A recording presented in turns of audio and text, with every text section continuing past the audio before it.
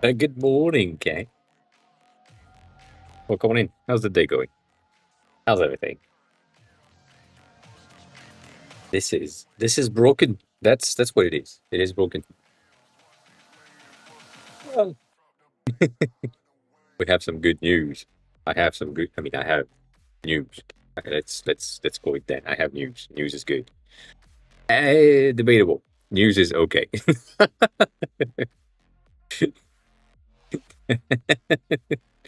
That's the that is the situation. News is okay, but okay, positive ish. Uh, I'm tired. Me tired. Yeah. I know why, but I'm not sleeping, which is sad. The fact that I know why. I mean, it's not that sad, but it's I'm contradicting myself. It is sad. But yeah, that's what's happening. I not sleeping enough, not enough. Cybersec, hi, what's going on? How's the day going? And I mean, technically, I'm just thinking about this whole thing, and yeah, I've changed the app icon finally with the one that makes the most sense to me. Uh, it's the type of thing. Cadrin, hi, welcome in. You got a sub last Friday, I think. Tiki? No. Yes? Maybe. Yeah, Tiki, yeah. Tiki gifted 20 subs in the channel, which is impressive. Because we basically spent like 3 hours on his project, which was pretty interesting. But yeah, it happens. It happens. Uh, it's what I do. It is what I do. So as we remembered, as I mean, we might not remember it because you didn't know. I started with this one because it's a spray. It's a perfume app, so it's a spray. So it felt like kind of nice, and it had like this shimmery holographic thing that I do like.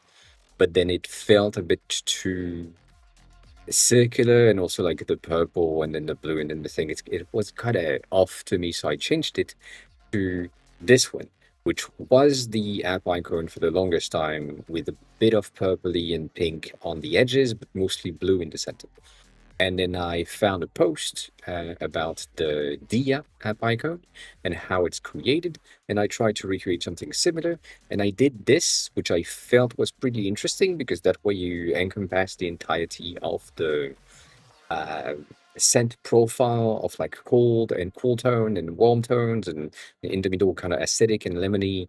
And it felt nice, but it didn't feel that good at the time. So I tried them with like light background to see if they still worked. I feel like this one was the one that worked the best, the most best. And then in tinted, they are kind of the same thing, so it doesn't really matter.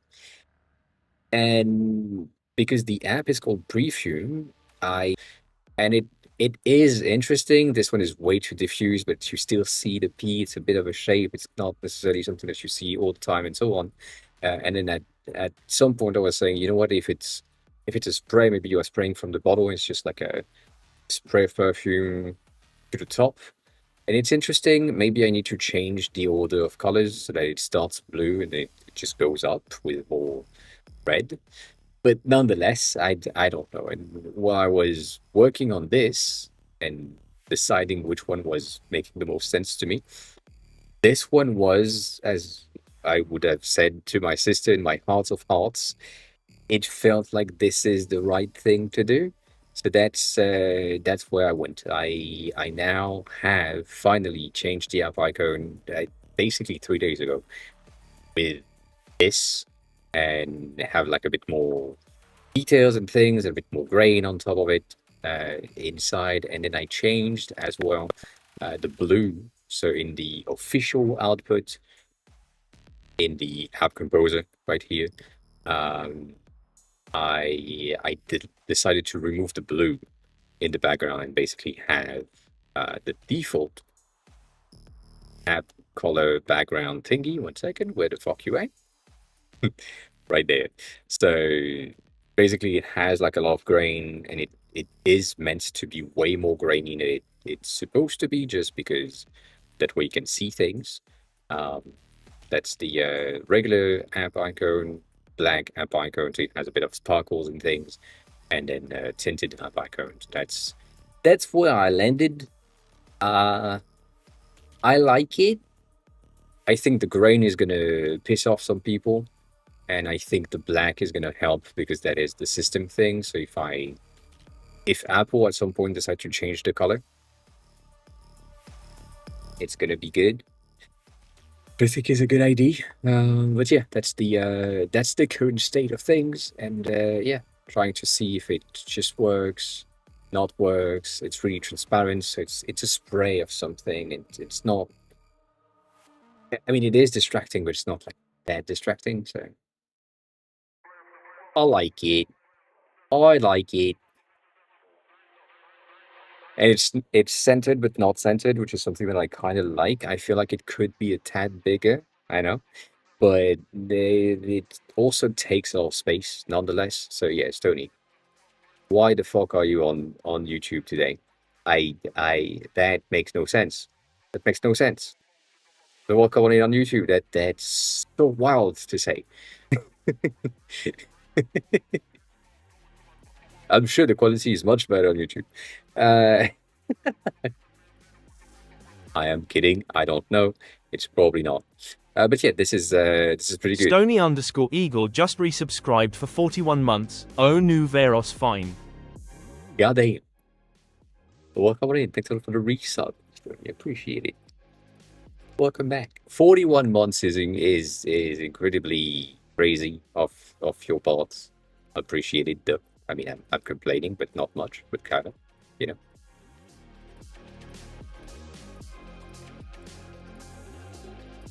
Anyways, so yeah, that's the app icon thing that I've been working on, which is pretty good. I think it match. I think it's cute. You know, I think it's cute. So that's where we are. But we have a ton of news about it, which is really good. Thing that I can't show you on the PC, which is annoying to be honest.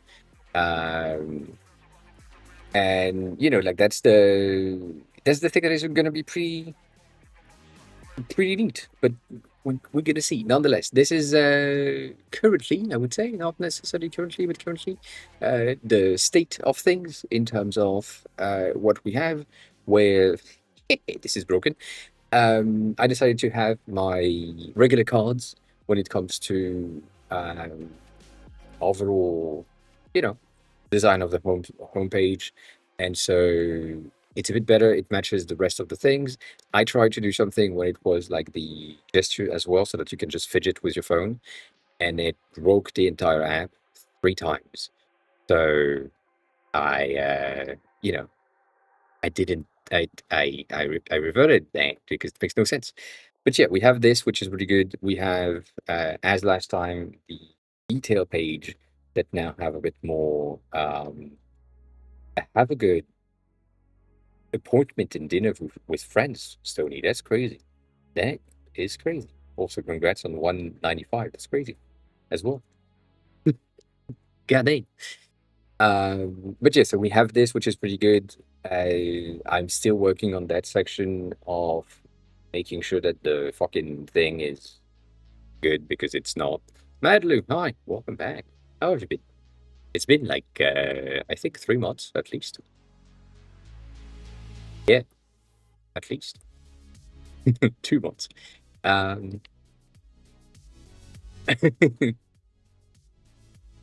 life is good. Life is pretty good. I'm working on another app again because apparently I'm a dev now. I didn't say it. I'm not. But yeah, the thing that I've done that I've spent the whole weekend on is this section, and it's almost perfect. I don't know if you're gonna be able to see how good it is on the stream, mainly because it's tiny. I know, just like me, but This is the import export section of the app, which is kind of necessary. The green button is export to CSV. So right now the contrast ratio is absolutely not good. The blue one is import to CSV. And so when you tap on that, right now the flow is absolutely bad. You could just arrive on select a fucking file right here. That would be enough. But you arrive on this, you select your file, and I have like plenty of options. And what I've done is, or was a bit of a puzzle, um, like like a massive puzzle. So let me show you what happens if I use my mixed order. Yes, this one. It's going to check the rows in the CSV, analyze the things, and basically pre-assign and pre-map the CSV content to my fields. The thing is, because I know for a fact that the user is never going to have the same headers that I will take a look, yes, that I have, I need to check based on the content because I'm almost certain that the content is going to be the same. The reason for this is if you go into the collection, for example, Paragon is the name of the perfume. Initio Parfum Privé, which is very French, is the name of the brand that is creating that perfume.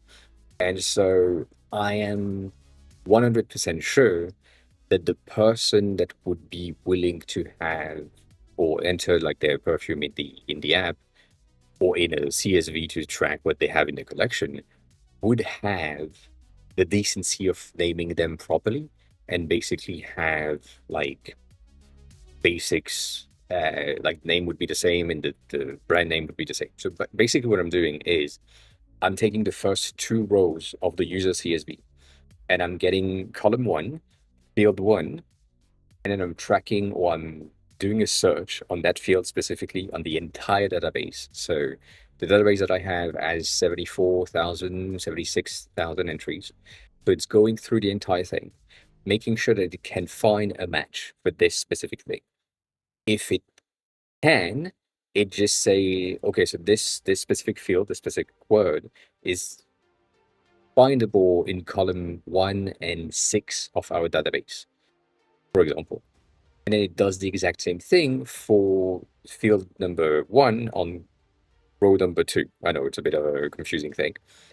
That is a bit of a sub check because it's possible if you have like Chanel as your perfume in your first row, the perfume Chanel exists as a name. Like it's Chanel by Chanel, I guess it happens. So that word can happen in multiple columns. The probability of that happening as well in the second row is lower. Like I would say it's kind of rare that someone is entering perfumes per brand and not per acquisition. Like they have it as in this is what I have today, and then I'm adding a new one, and I'm adding a new one, and so on. Anyways, small details. So what's basically happening is that I'm pre-mapping based on the content and not on the headers in order to make sure that I have the things. And then once I have the entire thing, I launch the analysis, not analysis, but like pre-mapping. And so it does the thing at the top that pre-map, and then I basically pre-mapped on most of the things, and everything that is blue is fields that I don't know. Like these are basically numerical related fields that I can't really know what they are linked to, and so on. So that's really annoying. But if I'm going into something that is a bit more strong headers, like different things, have a good rest of your day, Tony. Maybe see you later. I don't know. We'll see. Like something like this, for example, is basically mapping the entirety of the thing except two of these that are like kind of numerical values. So the years of release is unmapped, and the cost is unmapped because it's numerical, and the score is unmapped because it's numerical, and then my thoughts is something that is like personal to the user, so it can't be pre-mapped. Chris, hi, welcome in. How are you?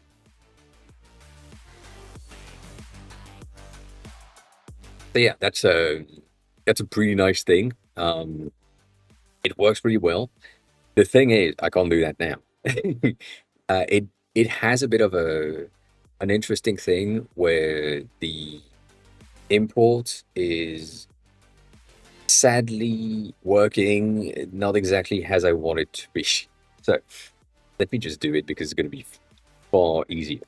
If I'm importing, it's going to do the thing. It's successfully imported 4 fragrances in my database, which, makes sense. And then I press done, and I'm done. And so what it did is that in my new collection, now I have these 4 new fragrances at the top that are coming from, uh, like it's a bit of a knickknack as well, it's a gymnastic that is annoying. So, explaining again what's happening. I'm getting the checks for the first 2 rows to make sure that I can understand the fields and the columns that the user has used. That's the first thing. The second thing is once I import the thing, I'm doing that check again, like a second time. But now that I know exactly which columns are what, it's way faster. But with that, I'm doing check perfume name plus brand plus year in the database, then take the ID that's in the database, import the data from the database to the user entry, and then apply the CSV data on top of the user entry to update the field of the user selected entry. It's gymnastic, as I was saying. It could just be like create an entry and done, and then nothing else to think about, right? That could be an option. But no, I needed to make things complicated for myself. So that's what's happening. So we have this kind of micmac of me trying to make things work, and it works, which is really good. Um, and it also detects, which not good enough just yet, but it also detects that if I already have a perfume that is in the CSV in my collection, it's not importing it. So that's good ish. The thing that is good is that because of the monetization plan that I have, which isn't defined entirely just yet, but it's like kind of limitation on the user side, saying that if you are on the free tier, um, you can only have like 12 perfumes in your collections, which is limiting, but most people that are not like enthusiasts don't have like more than 12. So that's a good thing, I think. I don't know, we'll see. Um, and so that kind of means that if you have put like 12 perfumes in your collection manually, and then you import the CSV, you just lose the data of 12 perfumes from the CSV for now. The goal later is to make sure that I can see that, oh yeah, it exists in the user collection, it exists on the CSV.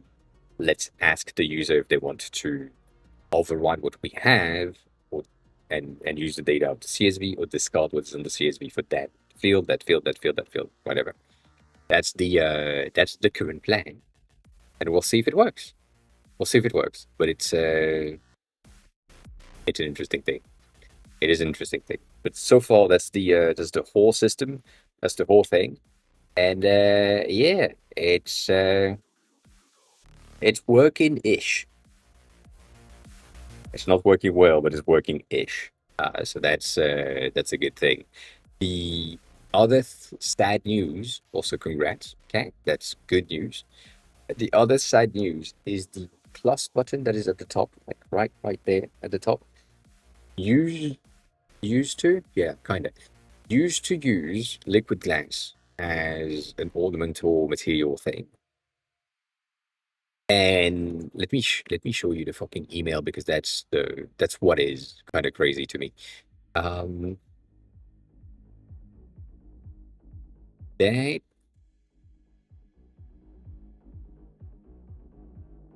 that's not the right one. God damn it. Ah,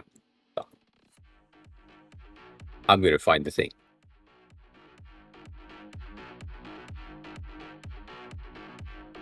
I'm gonna search for this thing.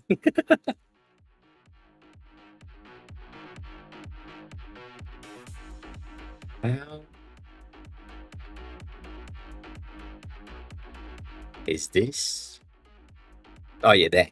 Got it. So when I sent a new version of the app to Xcode, they told me that class effect dot regular, which is something that is in the documentation from Apple, doesn't exist. They just said, yeah, the thing that we're pushing to everyone right now with iOS 26 that we want everyone to use, that we can't do that.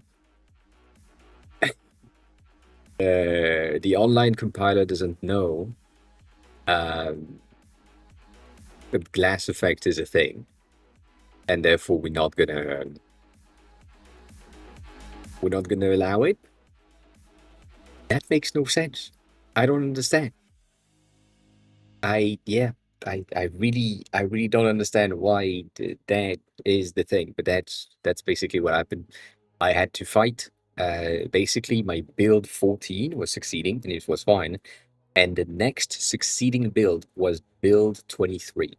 So I have like 9 builds of test to make sure that the new features, the new things, the new search, the new whatever that are iOS 26 related works, but it still didn't. It makes no sense. That no sense. But anyways, we good. We are good. We have a lot of things um in the likes on Twitter. We have a lot of things on the right we talked about with Techie last week. Pretty nice. And yeah. As always, I hope you're good. I hope you're good. I've saved so much. We haven't really talked about much since Monday, for reasons. And it is Monday, so you know. Let me see if I can just go back to something that makes sense. I think we haven't touched on this. We haven't touched on this either. It's been a while.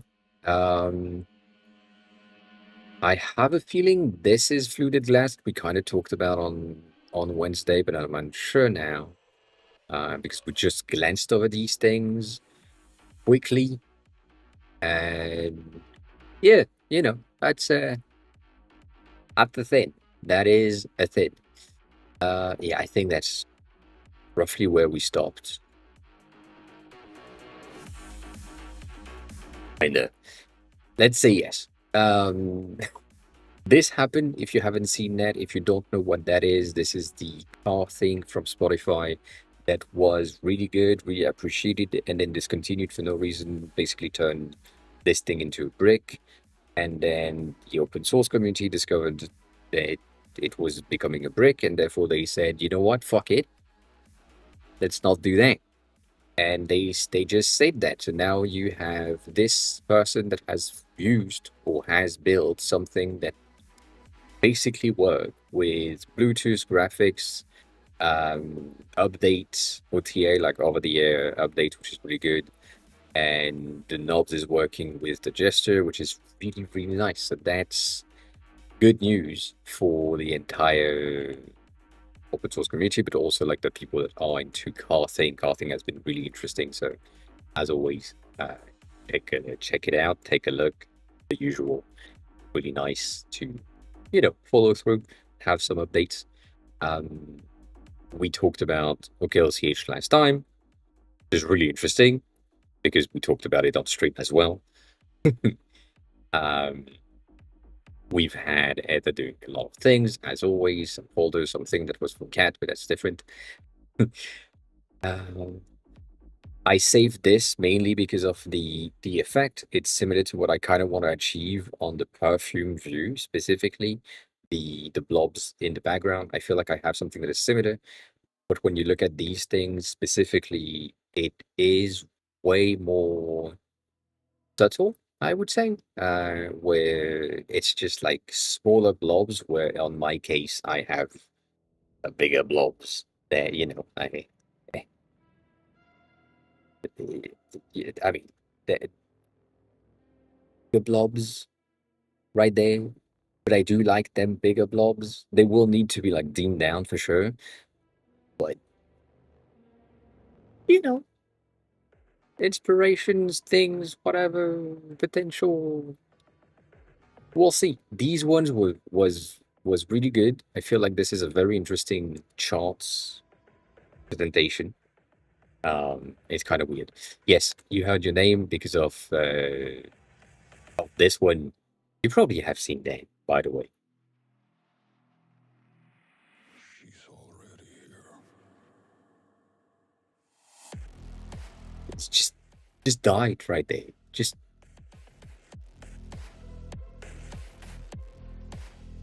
flat. It's won something, and then and yeah, it just anyway. Yes, that was for you. Uh, but that's an interesting thing. I do like this for the design specifically, and that's the reason why I kind of kept it. And then Anthony has said that this is kind of the era of fluted glass, which is something that we've been trying to do for the past 3 years. So now it's picking up. So as always, when something is picking up right now, it means that it has been in the background for a lot of people for a long time.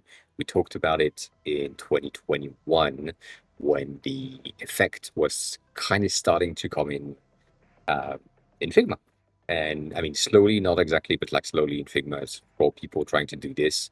And now it picked up, and now that we have shaders and glass and other thing, it's way easier to do so that. So it makes sense. It's just like as soon as the technology is keeping up or catching up with what the designers are trying to do, we'll get better outputs. But that's a kind of era thing.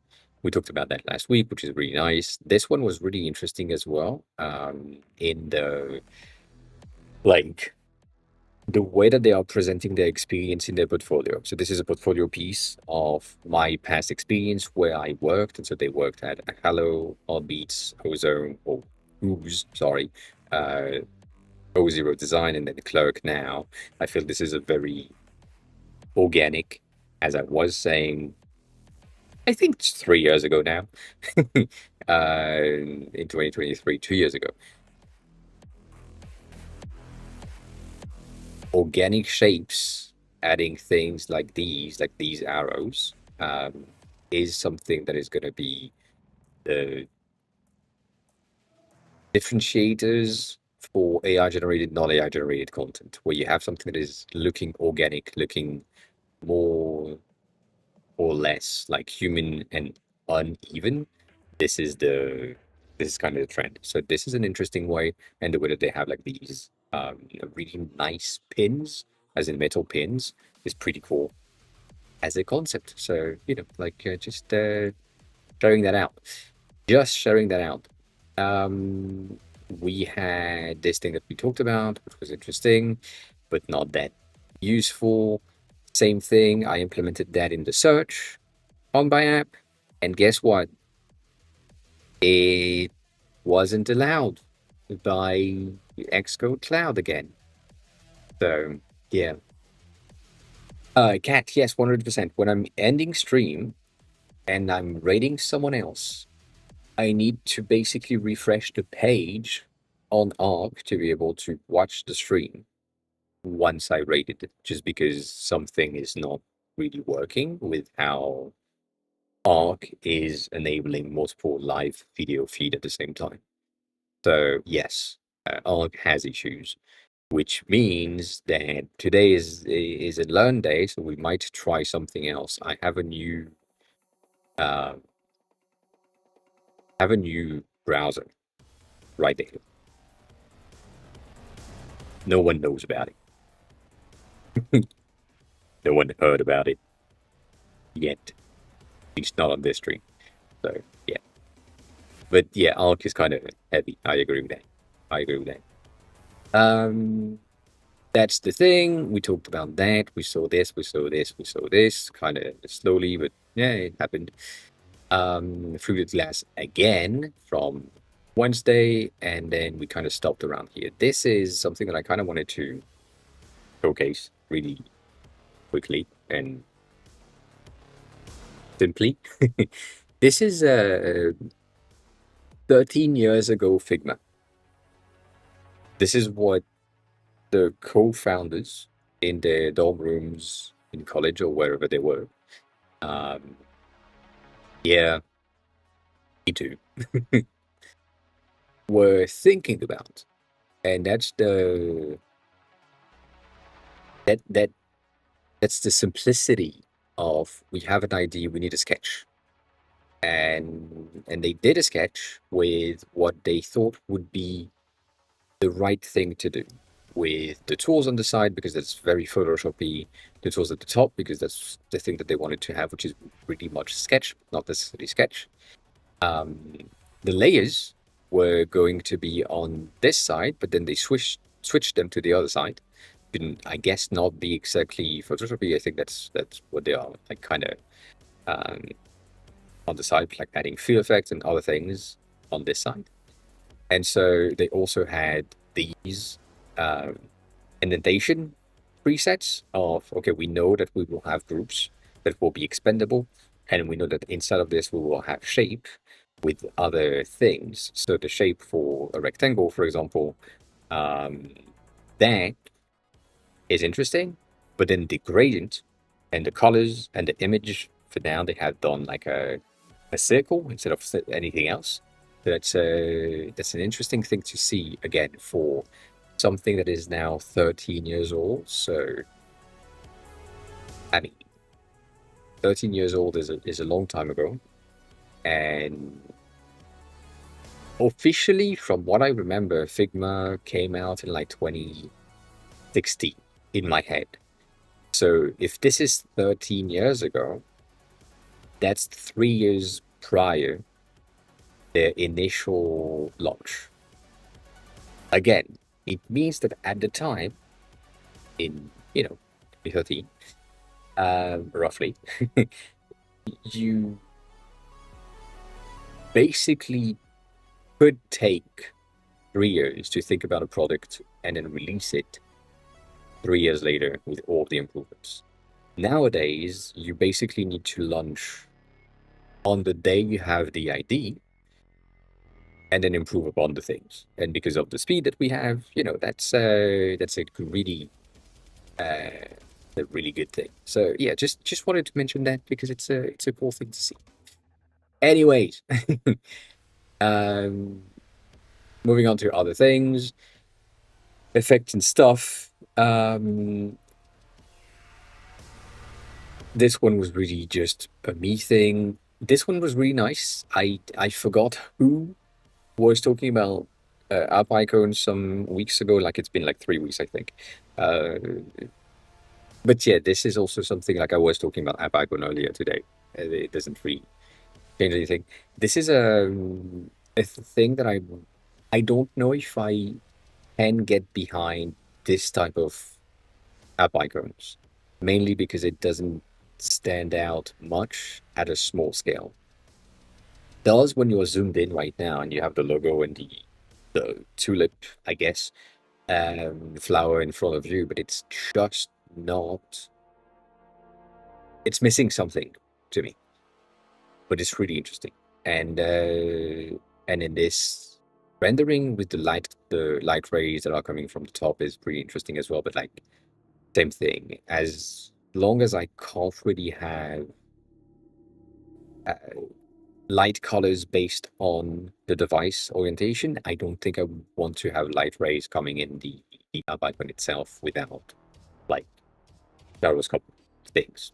We talked about that before. Hey, anyways, full details. We do like it, anyways. That was something that was really interesting. It's really annoying because Migi's video is not really audible as well. I think I need to share the link so that you can, hear what's happening in there. But overall, this thing has been built through Figma Make, and this is like a beat maker thing where it has sound. You can decide the tempo, you can decide what is playing at what time, you can upload your samples for the sound and so on. And this has been made in some sort of a one-shot ish based on the design that Miki has done in the past. And so that's a very impressive thing to showcase what could be done in, again, no time, because that's a 1 day thing, and you have like a working prototype somewhere that can be shared, can be showcased, and it's really nice. So yeah, just that. Other than that, not much more. We had these things, which this was mostly for Melly, but also not really because she's not there yet in the Blender things. Nonetheless, this is wrinkle map shaders. So basically, you can have a shader in Blender that create cloth wrinkles automatically based on everything. And what Cartesian is doing is pretty amazing. I have like I think 5 of their posts in the liked feed. Like these things are just I I'm blown away. that's that's all that it is. I know that some of you have asked before, like what blew you away lately. Not much. These are 100% doing it because this is Blender, and Blender is notoriously not uh, that fast and that good at rendering flow simulation, and now it is, and I'm really impressed, and I think it's pretty good. So the fact that you have like everything is is so good. It's so good. So if you're into Blender and you look at really cool stuff and you like to look at really cool stuff for Contagion, it's nice. It's nice to follow the people that are good, to give you some ideas. But yeah, this is really, really impressive. Really, really impressive.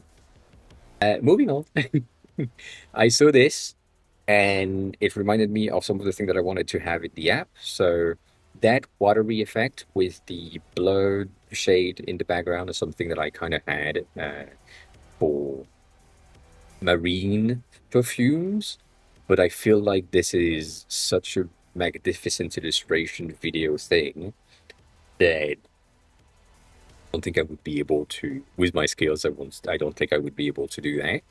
So I'm gonna scrap that idea. I'm just gonna have the blobs in the background. That's gonna be enough.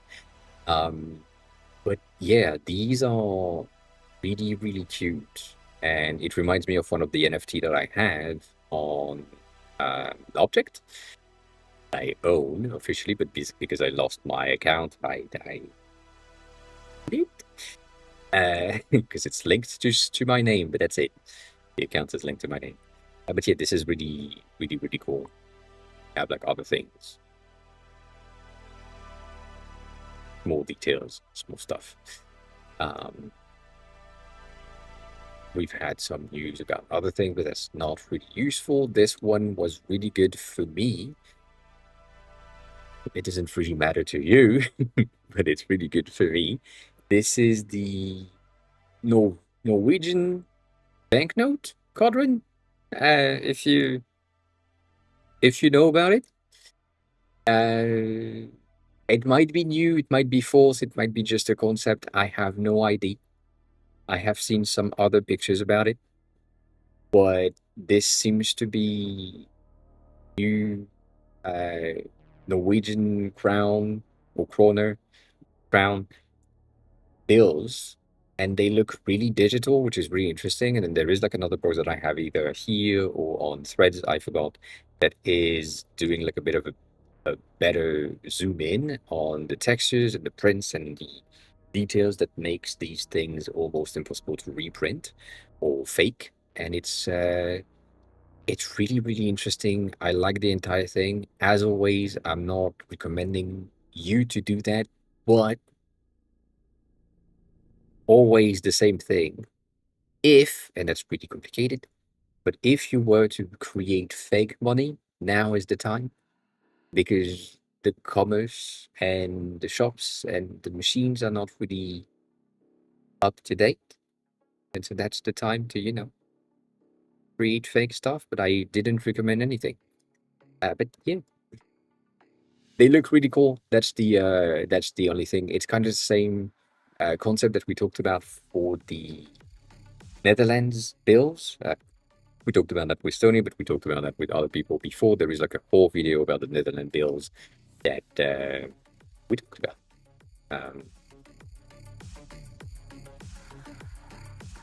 Blah blah blah. This one, which is really nice, and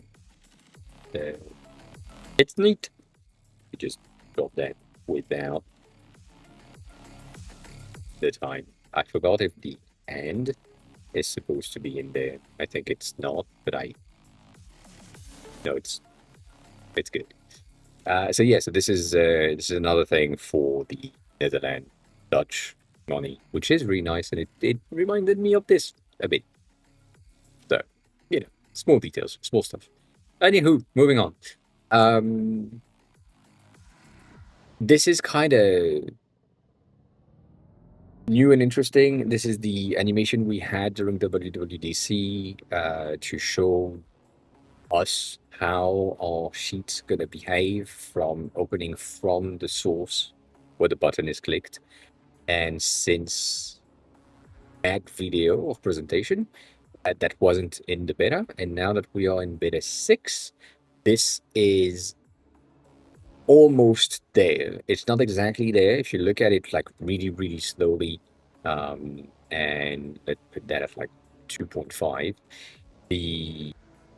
The kind of blobby transition that we have when it reached the top is, can you get out? Like it has this kind of F shape E, like reversed F shape. That is not what we have right now, but it is similar. It's a very interesting transition, and I do like the overall concept. It's pretty simple, and it's automated and system-based, so that means that most of the app and all of the apps that are using native sheets, native things, are going to have these behaviors as soon as they are compiled for iOS 26, which is appreciated, as always. But, more details. We like it, it's neat, and so on. We haven't talked about this, and I want to achieve this, and I can't. I tried. I'm failing at it. But this transition at the top, where you click on something and it expands the card, I feel like this is something that I absolutely need. I have been trying to achieve this for the past, I don't know, year maybe? Like since November last year for Cannes, I was trying to get a card that expand and take the right amount of space, and for some reason I can't figure it out. In Swift, it is supposed to be that easy, and every time I try, I fail. So, I might figure it out at some point, but right now, I am not figuring it out. So that's an interesting thing. The other thing is, as I said last time, the sticker effect on the cards for the bottles. I want this on the app to get the sticker effect on each of the perfume bottles. I feel like this is exactly what I need. Same thing. I can't figure it out. It should be super easy because it is a system-based thing, and that happens. But if I can't, I'm gonna need to basically. I mean, if I can't do that procedurally or programmatically, already, goddamn. Welcome back. If I can't do that programmatically, that's going to be a bit of an issue, and I'm going to need to have the 76,000 entries remade and have the images based on or loaded in the database, and I don't think this is a good idea, because images are going to be heavier than the text that is in there, so, kind of. Yeah. But yeah, then while you're here, and things, that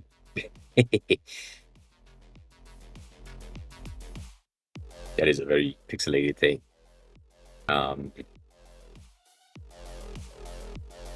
I don't know about that. I don't know about that, but I get it. But I don't know about that.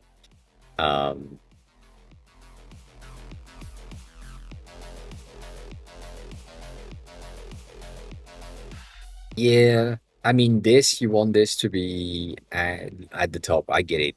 Um,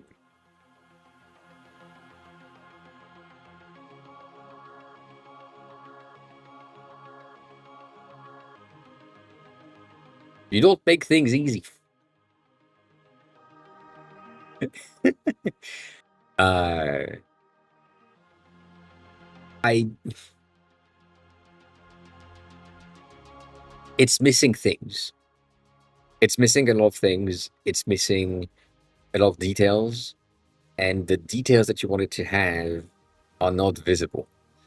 So it's kind of sad because I know your goal of basically getting this as an embroidered version of this, and I'm saying why not?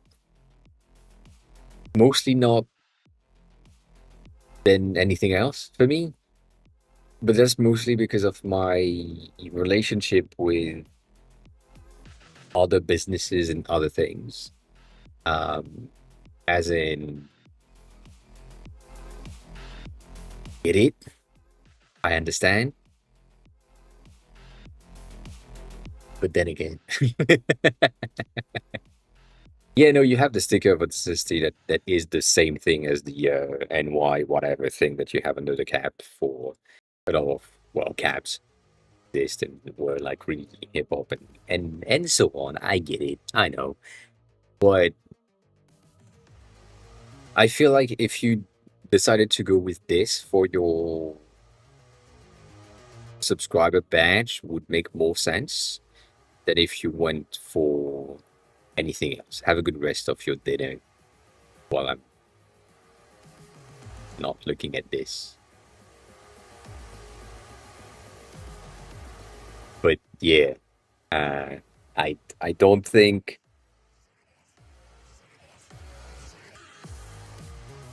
it's a good logo. I think it's a good potential subscriber badge, but that's about it. Um, and I don't think having this as a representation of yourself is a good idea either, even though it's already the case. It's just like a long term thing. Eh, you know. Um,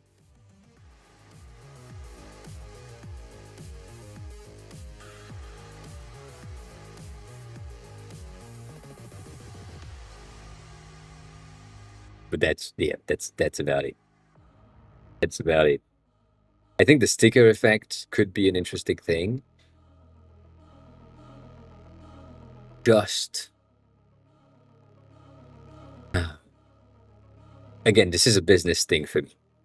It's like it's already on your logo, it's already on your on everything. I know, but still, that doesn't change the facts.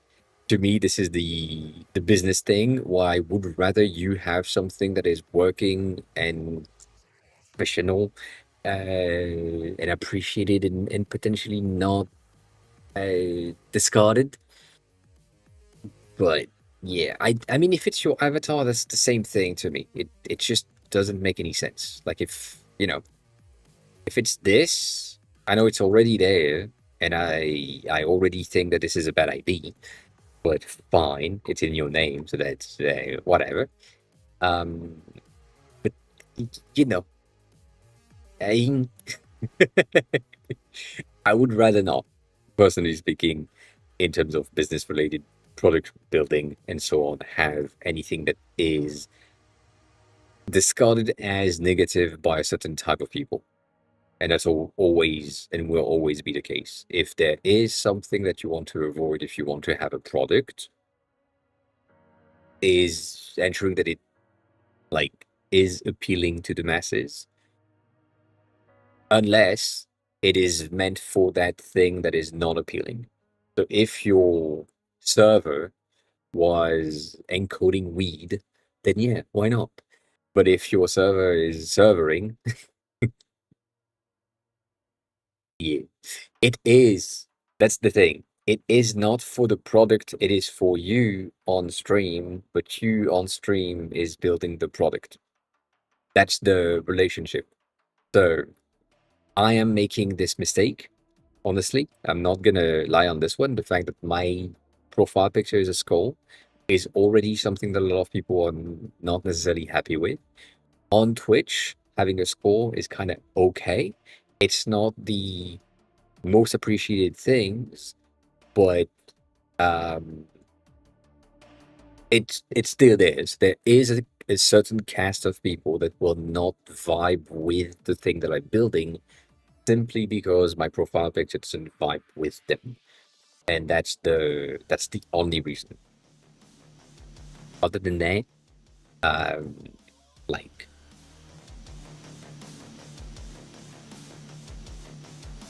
this is, I know it's different, and I know it's like basically what you were trying to do with the stripes and the threaded rendering, but the outputs and the rendering of um, a patch, because that's basically a patch, are going to be, bitch, get the fuck out, are going to be like this.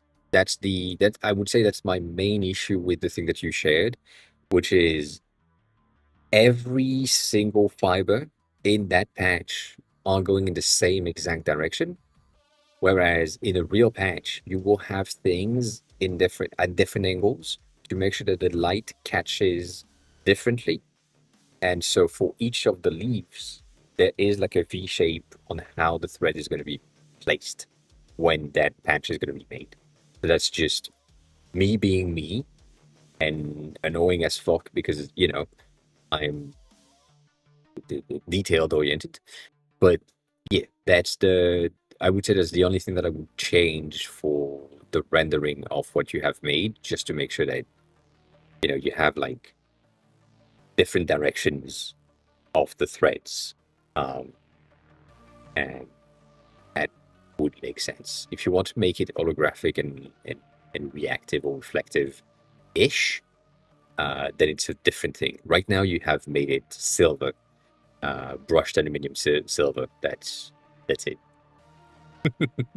If you want to make it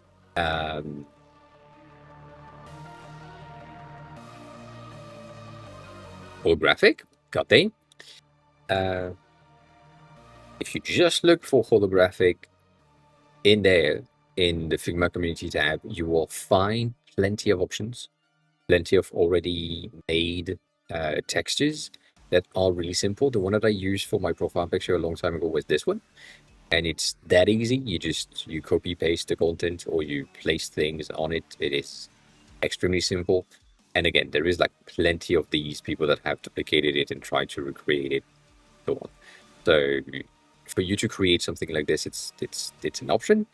If you wanted to create something holographic-ish that is reactive on like on an app, on something, it's not the case, I know, but if you wanted to, you could. And going back to this thing, can I find it though?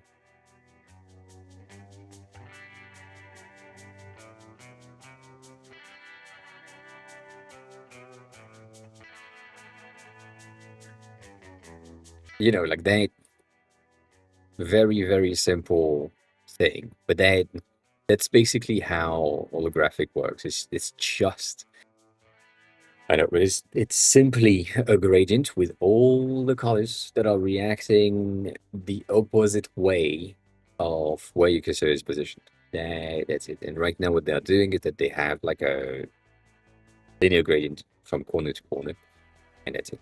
It just changed. But I mean, to be honest, it looks pretty nice.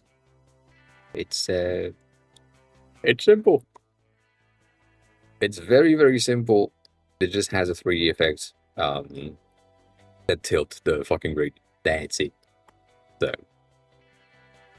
not saying that I would be able to do that manually, but yeah. If you want to simulate that without moving, you would need to use roughly the same thing that I use here, which is as soon as I'm hovering, it's that simple. It's just rotating. But yeah, other than that, like if you look at both of these, right? When I'm hovering, it's moving, so it's interesting. But if I'm not moving or if I'm not hovering, I have them static, and that's like enough. You just need to know where the light is coming from. So again, because for me, the light is coming from dead center, top and bottom are going to be lighter than the edges because it's just like a frontal head light thingy, and that's the reason that top and bottom are lighter. That's about it. So yeah, for you, you would probably have something that would like be a bit different. But yeah, god damn, that's an SVG if I haven't seen something. God damn.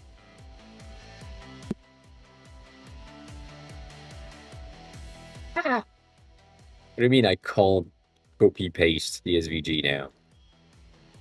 That's new.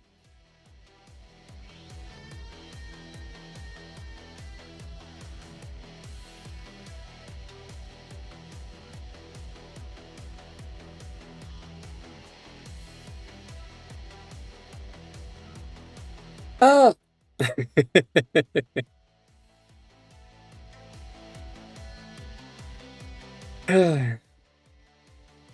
Figma be Figma.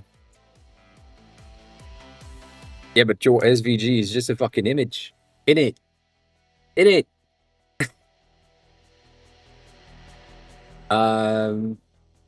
You do have the thing in the background, which is basically the initial scope. I fear what you have done is the regular opposite, which is fine, but it is the regular opposite. So um,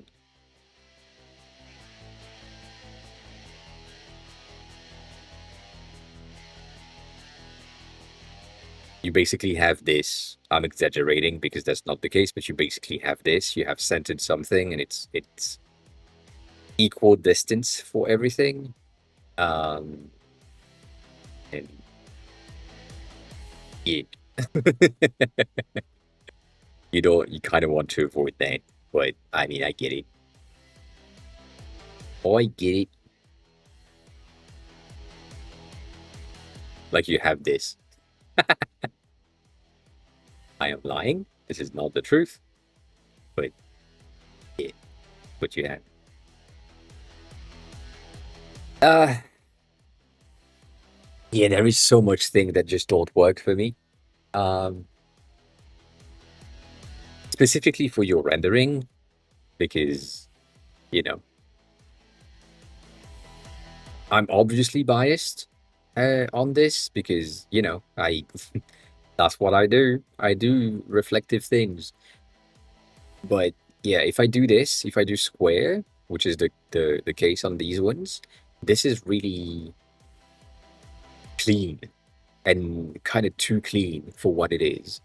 Uh, you want shit to be kind of offsetted at times to do the ID here and there, to not like necessarily be crosses.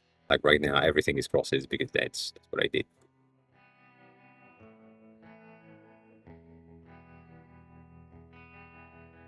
Wait. There. Otherwise, you do shit like this, where as you can see, this is like a 3-point related stuff, where my silver is like very light here, very light here, very light here. So it's not a cross. It's still a cross, but it's not a cross. My gold is just highlighted around here and around there, just a sliver, but not too much. And it also has like the opposite because it needs to be darker at some points to just switch things out. So if you want to have something that is reflective and holographic, like this one, for example, that's an option. It's the same concept. You just make sure that your highlighted points are not in the same quadrants. Otherwise, it's weird. Like right now, I just have, if you look closely, I have my blues in the center that I kind of aligned. but my white is on the side. It's not straight down, so that gives it some more texture in a way. Details. We can take a look at this if you want at some point after your dinner.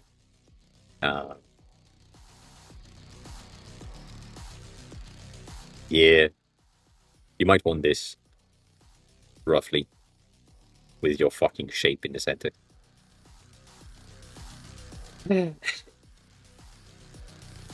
I get it. To be checked. To be checked. For sure. For sure. Moving on.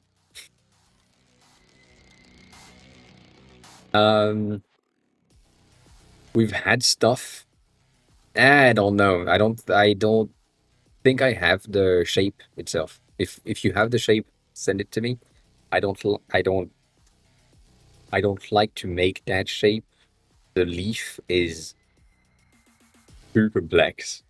The one that I have, not I don't like to make it because it's, what it means, but like the one that I have is just like the limited version, and it's more like uh,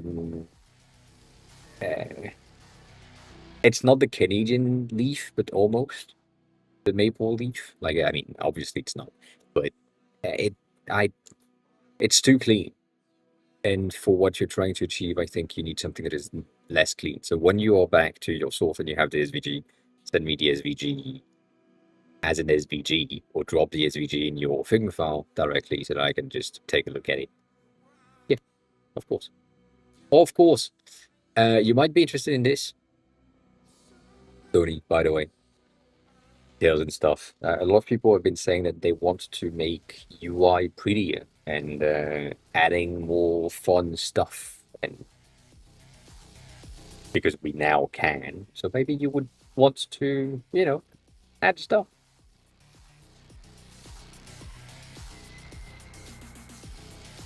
I don't know. Anyways, this one was interesting, mainly because if you look closely at the button themselves, I've created these physicality without having physicality, and it's really, really easily made, and I feel like it's really nice.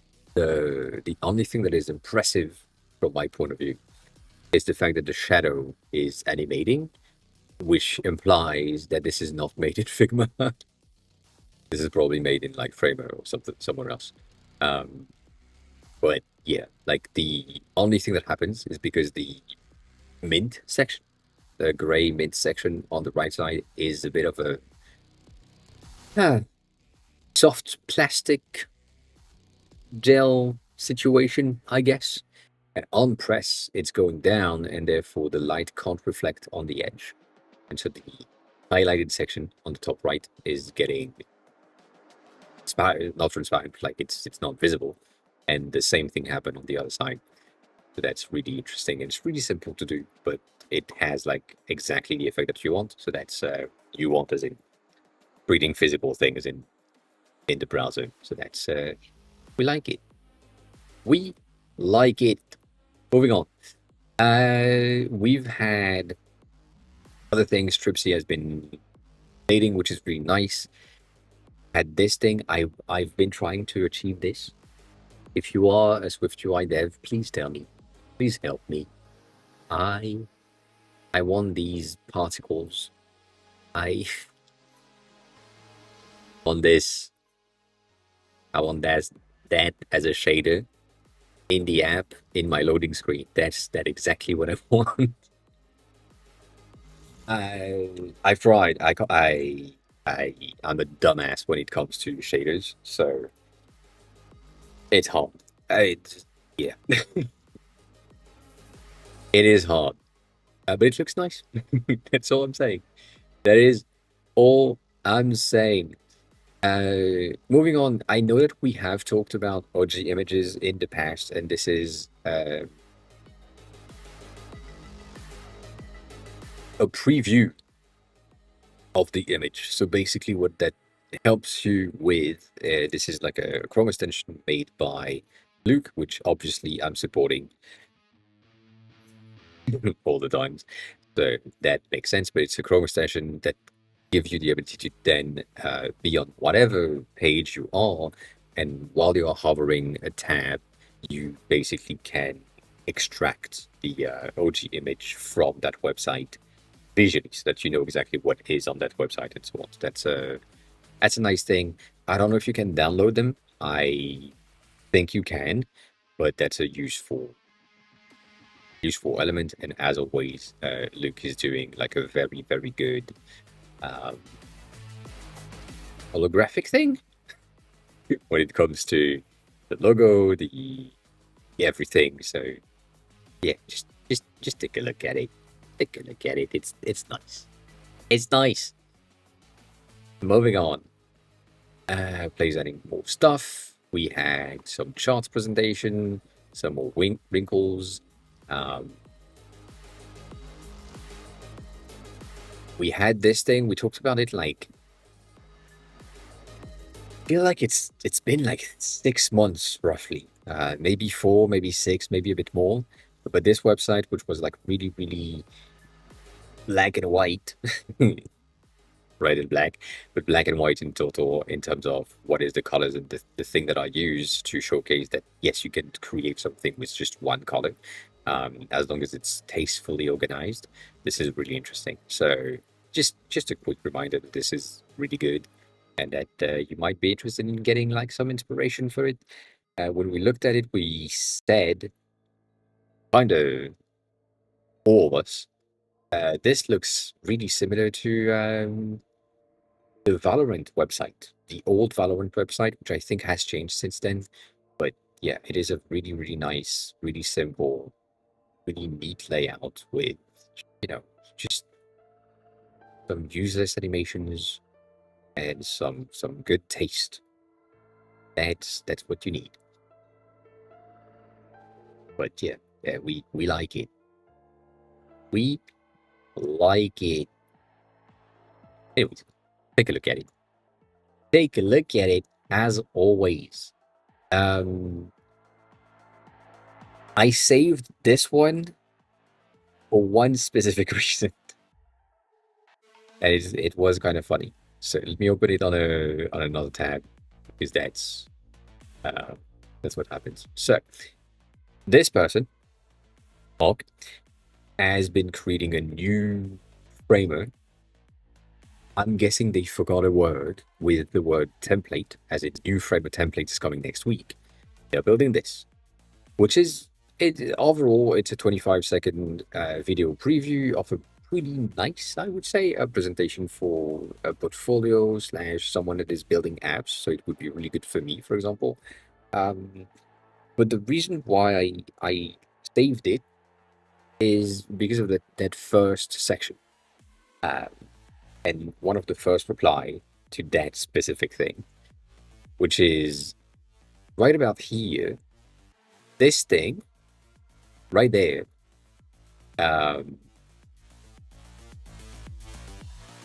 it is right about comment this reply where Nils has built the app that is in the first screenshot, basically, and they were not aware that someone else was using their design.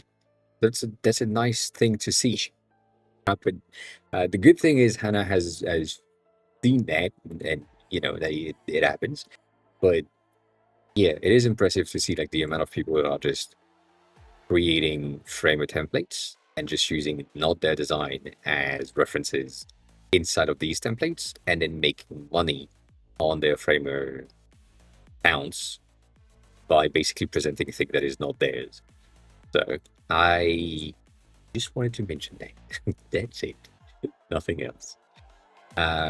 This one was for Chris as well, for your thing yesterday. Not yesterday, on Friday, for your Canva thing, where you could like move your folders, you posted your things. I think this is really good for you as a reference. I know that Tobias has built another version, or has uploaded, showcased a new option rendering of what they have built. But yeah, this one is really interesting. They have gesture navigation, which obviously is not exactly what you have in the low note. That's the brain, that's the name that you have built. But you know, it's interesting. It could give you some ideas, and again, because all these people are building a lot of things.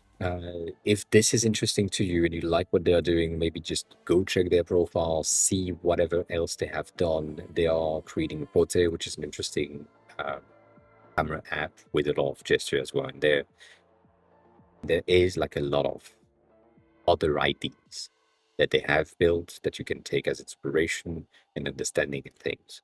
So yeah, this one was interesting as well. They built this, and I love this realization. We talked about it last month because it was interesting. But basically, what happened here is that um, basically it looks really good, but then as soon as you had something else than colors, it's just it's just broke, and it couldn't work anymore, so it had to go to the trash. So that's the reason why we create proof of concepts and MVPs and things, just so we can, you know, check if something is viable or not, and then tempt, right? If it works, it works. If it doesn't, it doesn't, and then you can just trash it, move to something else. So this one was mainly because we talked about it on Friday. This being an option, and them saying you just add a simple linear gradient in the background. I don't even know if you can see that on stream, to be honest. It is such a subtle thing that they say it takes 10 seconds and it looks so much better than the solid black. I do agree that it looks better than the solid black.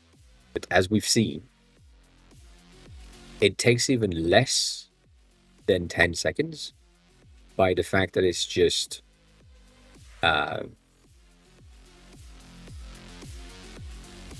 it's just a dot gradient. That's all you need.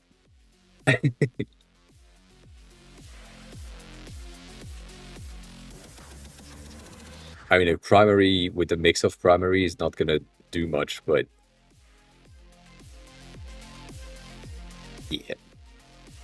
But yeah, that's nice stuff. The thing is, I don't think they are building for SwiftUI at the base as a base. That's probably the reason, but it's interesting. Um, Moving on.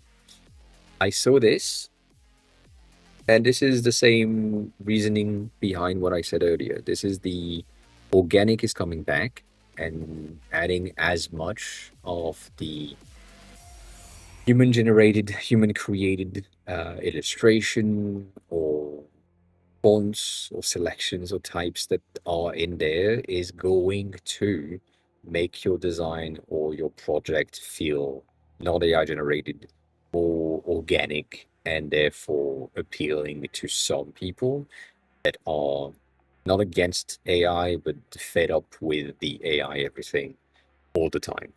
That's the thing. That is the reason why I'm not doing AI inside of my app. I think that uh, Prefume could benefit from having like an AI assistant inside of the app. It would be way easier for me to do, but then it would never be predictable-ish. I mean, it is predictable anyways, but it's not like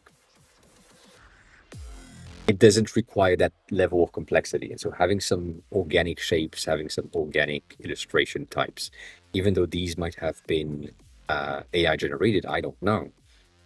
The feeling behind it is really organic and really human. So that's something that is coming back or persisting throughout this AI generation thing that we have.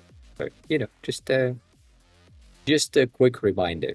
Um, Same thing, save that for the same reason as usual. This pattern of having the glow of colors at the top of the view is something that is really common right now. So that's the reason why mine is at the bottom and not at the top, because you have a change right there. But this is a pattern. This has been for I think 2 years now. So I'm expecting a lot of apps to be kind of the same soon-ish. soon-ish. Um, so much stuff. So much stuff. Um, this one was impressive. And they're doing a lot of things as always, but like they are doing this. This illustration in the background is basically using the probably made in Sketch or Figma based on the noise, and it's using a pattern to create this stripes. This is like the concentric circles that you have too many, and then it creates this moiré effect. It's very French. I mean, at least the gnome, the gnome, the name that I know is very French. It's called the moiré effects, and that that thing right there. So that's an interesting rendering with the liquid glass on top. It's pretty neat. And I don't exactly know what they are building, but I think this is basically the camera app that they are building, like every other design is right now. So good thing. Good thing. This one was fun if you haven't followed through, and it made me laugh, mainly because this is like the signature thing where you can sign your name, and so it's perfect. My signature, digital signature with that thing is just Kanamash's just resubscribed for 35 perfect. months. Hey, welcome on in, welcome back. 35 months, goddamn. Congrats. How are you? How's the day going? Thanks a lot for the resub, I appreciate it. Welcome back. But yeah, this is an interesting, like, weird situation where it's just that's my signature, and it's probably yes. Knowing you, yes, probably. Um, like these are not good.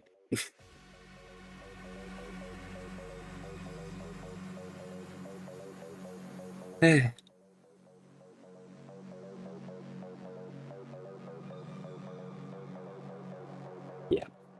Anyways, that's a nice stuff. That is a nice thing.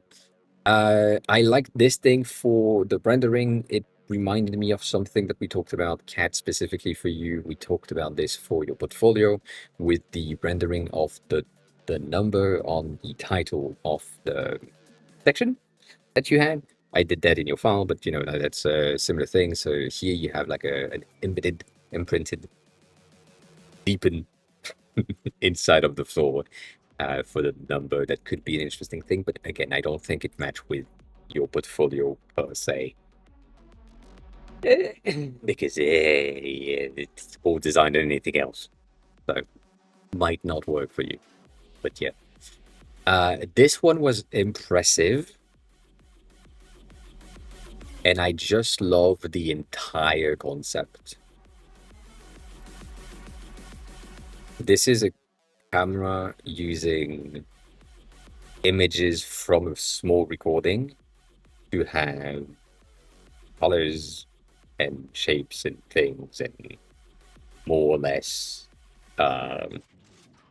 like light. This is something that I did when I was in school, but not to this level.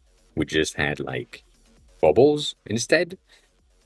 And this is really, really impressive just by having each of the fucking thing going through a gradient of video, and that's the rendering. This is impressive. I just love that. I don't think I have seen that. I've seen that.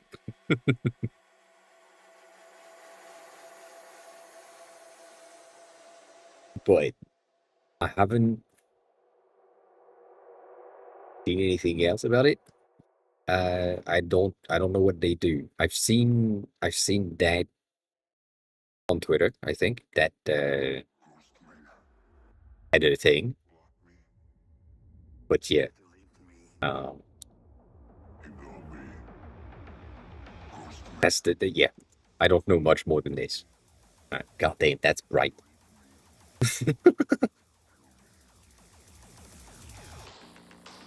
Is it the same thing as my mind based on what they are saying. Like it's a platform where you can have your notes and your things.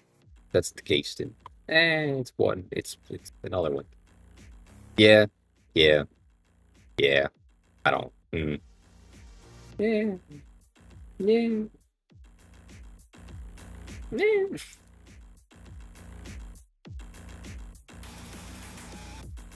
I'd rather have this because that's good.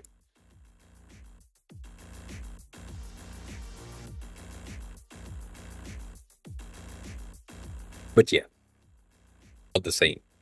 Not the same. Um, you already have one. Mm, mm.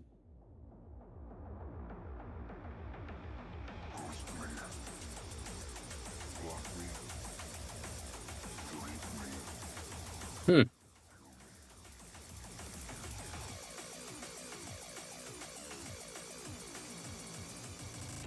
Yeah, so it's basically this.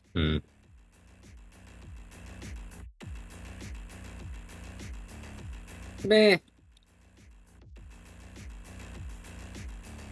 meh.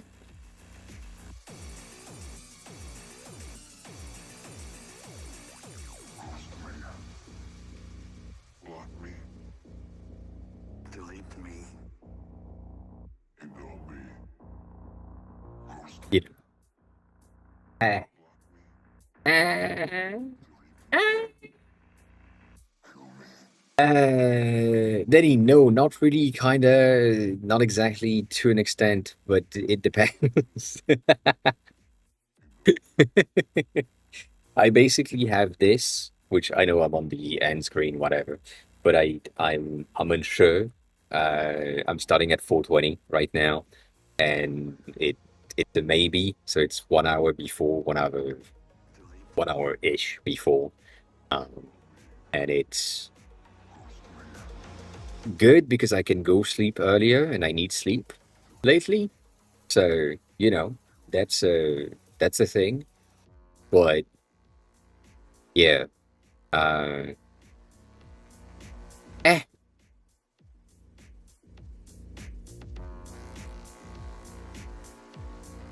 other than that, no.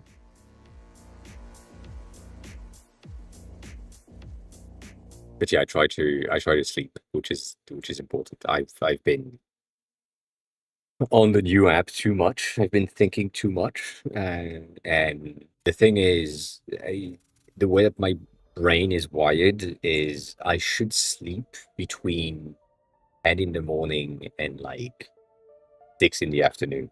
Like that's basically what needs to happen. Um, other than that, yeah, that's the thing. So, eh.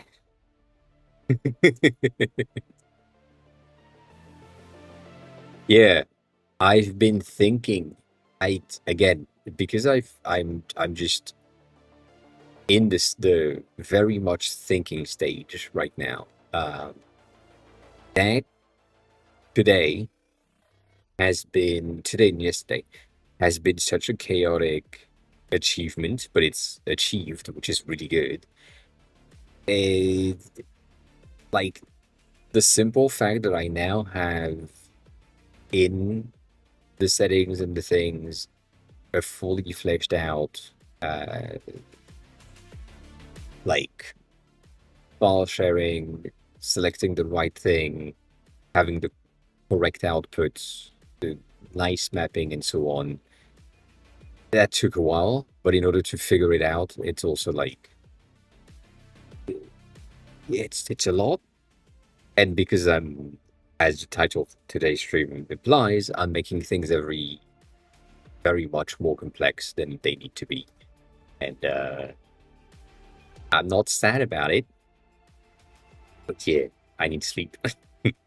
And so my brain is firing like after stream, it's firing in the morning when I'm going to the gym. So yeah, it's just like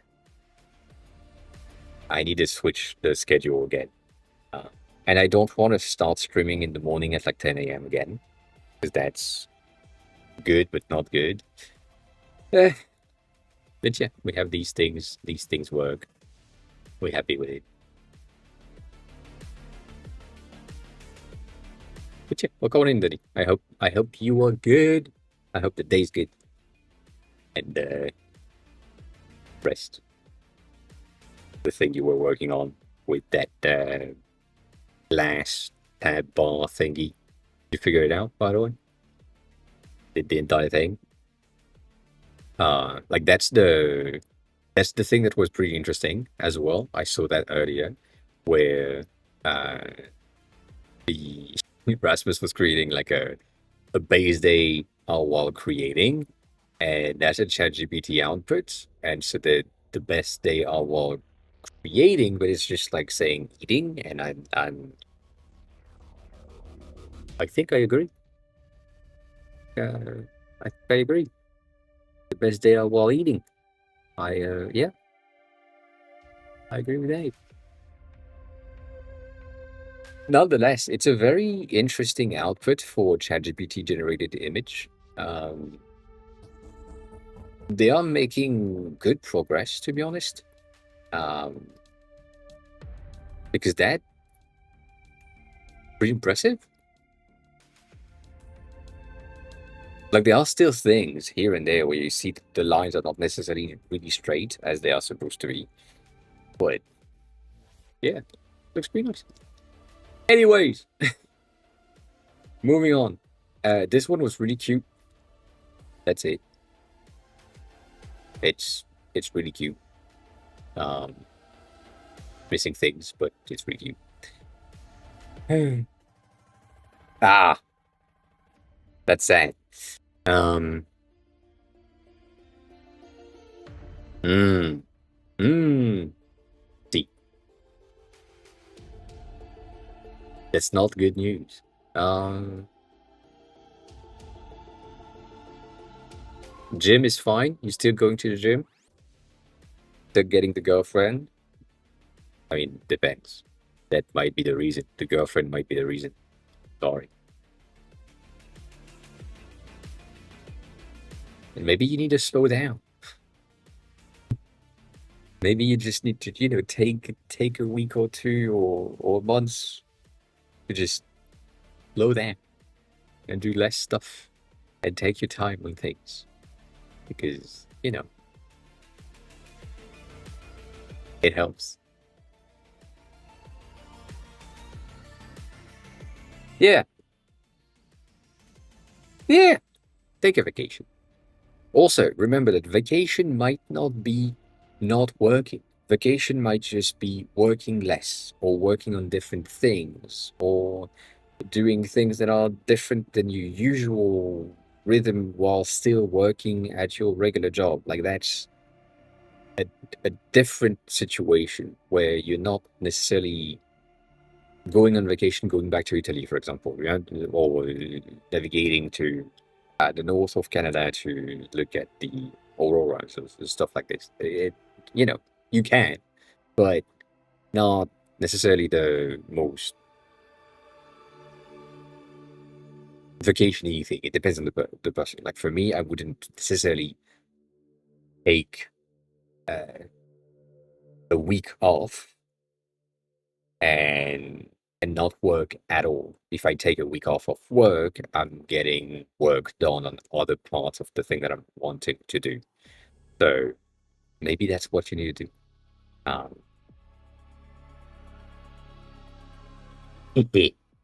yeah, that's your Italian leaving you. Your genes are leaving. Yeah, you're not meant to have coffee. I'm sorry, not anymore. You left the country and now can't happen. Can't happen. You could um you could microdose your caffeine. No, you could lower the intensity. You could uh, not stop. Like that's my recommendation. If you want to reduce your caffeine intake, reduce slowly. So let's say you're doing 3 espresso per day, for example, maybe more. I don't know. Maybe you have like 3 coffees per day. It happens. Maybe do 2.5, and then you do two the next week. Like it's a week thing. Um, Yeah, that's a bad thing to do. That's a very good thing for your brain to just crave it. Whereas for me, for example, I'm gonna, you know, my regular thing. Um, which way you at? Wow. So, I have two of these a day, and these have 200 milligram of caffeine. Technically, it's like 160, but like, yeah, it's 200, I think. Well, say 200. So I'm getting like 360, roughly 200 milligram of or 400 milligrams of caffeine per day. 400 is the kind of upper limit of the recommended dose, or it is recommended to not go above that. And so when I want to reduce, what I do is that I take a C4 at a monster. A monster is 120. So I'm getting like 80 milligram less. I'm doing that for a week. And then I'm getting two monsters. And then I'm getting a monster and uh, Red Bull small, like these tiny ones. So yeah, still having two drinks a day, but like the smaller one is getting in the afternoon. And then once a week has passed, I am then moving on to just a monster, which is like, or just a C4 is the same thing. I'm usually doing like just a C4, and then I'm doing just a monster for a week, and then I'm doing just a small one, then I'm out. That whole process takes a month and a half, 2 months to just slowly getting out, which I'm gonna need to do soon because I have an appointment in November, and that appointment in November needs to have like heart rate monitor thing, make sure that my tension is good, and so on. Therefore, if I'm chugging monsters and C4s in the morning, that's not gonna work. So yeah, but yeah, don't stop like this. That's bad. I mean, it's bad for your health, bad for yourself. Hey, don't do it. Don't do it. Anyways, this reminded me of what PG has done. It's been 7 days, so you're good. Then don't go back. Maybe. Maybe don't go back. Um, maybe, what is that? I hate cocaine. Yeah. I just like how it smells. Maybe. I don't know. I, I don't know. Maybe it's time. Something a bit stronger, Get up. Don't do it. But yeah, this reminded me of like what PG had on his previous Jeroen thing. Van Jeroen, Wissen hi. just resubscribed for 16 months. UFFFF. It's the day. It's the day. Welcome on in. Welcome back. How are you? How's everything? How's the day going? Usual questions. So yeah, don't go back. Take some time for yourself. Do other things. Congrats on landing. That's impressive for first thing in the day. It means that this is a landing pad. Let's let's see. Let's see. Um, am I landing? I am absolutely not landing. That is not even an option. Yeah. Then you take some time. Also, you have like a meeting soon, so I get it. But yeah, no. Just yeah. Yeah. Also, yeah. That's all. That's another thing. Could happen. There isn't. I mean, you have a meeting in 5 minutes. So I don't want to keep you here. You're probably already there. But you have been having a lot of things happen in your life in the past year. Like, not really saying anything. Um, but you changed job, changed country, find a flat, had to find a flat, figuring it out things on your own without anything to do or without any outside help in a country that you don't know, with a language that you don't speak on the daily. I mean, you do, but you don't. With an environment that is way different in terms of weather. with a system that is absolutely different. Like everything has changed. And not saying that this is a bad thing, but this is a thing. You have so much happening in so little time that you might be in just overloading of everything, and you just need like a moment to just release everything. And it could be going in one of these magnificent places in Canada that are like lakes or mountains or um, trails or other things. I don't know exactly the season right now, but you know, like it depends. And just look at the landscapes. So all of that is potential, and again, you've been having a lot of changes in your life in the past year. That not even in the past year, like it's basically in the last 5 months. Like it's crazy. Like everything is really, really, really, really short time. So yeah, last 3 months even. God damn. Yeah, take some time for yourself. Don't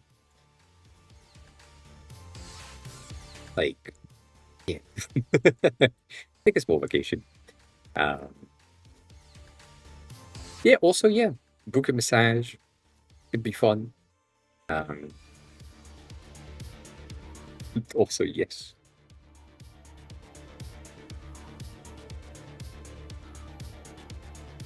Yeah, do that. Go to your meeting. Um I saw this, and this was kind of reminding me of what Chris has done, but in a different way. This is a portfolio as well. Um, and so they are showcasing everything, or just the time travel, or just the components that they have built. And I feel like it's an interesting concept of a sandbox slash portfolio thing. I again, I feel like this is a very, very good thing for dev to showcase, where all you want is showcasing exactly what you can do and what you have done, and you just have built products as an output. Things that are video related are going to be video related. Things that are component and web related are going to be visible.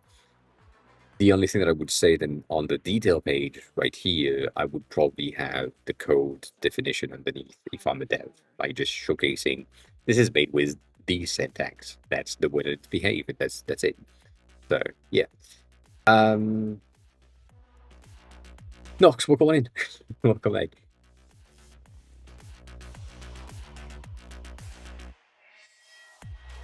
Yeah. You have it the other way around as well. I mean, the cursor Figma MCP is built in. This one is a bit different. It works the same way, but it's just not necessarily the easiest way to put in place. Again, if I just, go here in your brain, in the tool integration, if I add a custom MCP, I can have like something right there. But then if I go back in there, you should have the ability to just inject Figma MCP right there in the settings. It used to be right here, and apparently it's not, which is it happens. It's fine. But yeah, but that's a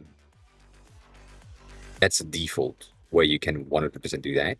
The thing is, or the thing that is annoying me with cursor to Figma MCP is that it's a useless step to an extent. Like there is something that just doesn't help, because you need to go into Figma directly. I mean, that's not Figma, but you need to go into Figma directly and just say, I need to plug this into this external tool just so this design that I've done is accessible from here.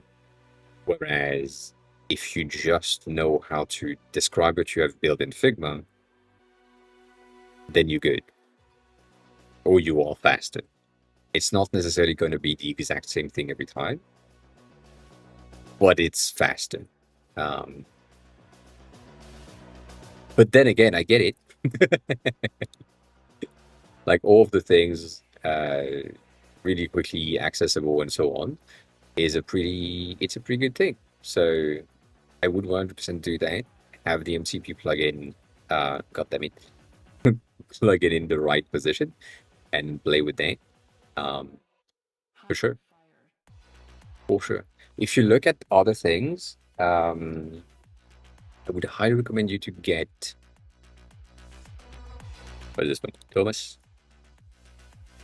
Take a look at this page from Thomas. He does a lot of AI related content and really nice. It is, or there is somewhere in the posts. So this one? No. There is one post that has a pretty nice, like, I forgot if it's this one. I don't think it is. He basically has a prompt to put inside of cursor regular thing, the cursor settings, the cursor rules, the files that it helps you ensure that cursor is basically following system rules. And it's pretty nice, but obviously I can't find it. But he's doing a lot of really good stuff, and he's building like an AI assistant agent type of thing, which is pretty nice, but also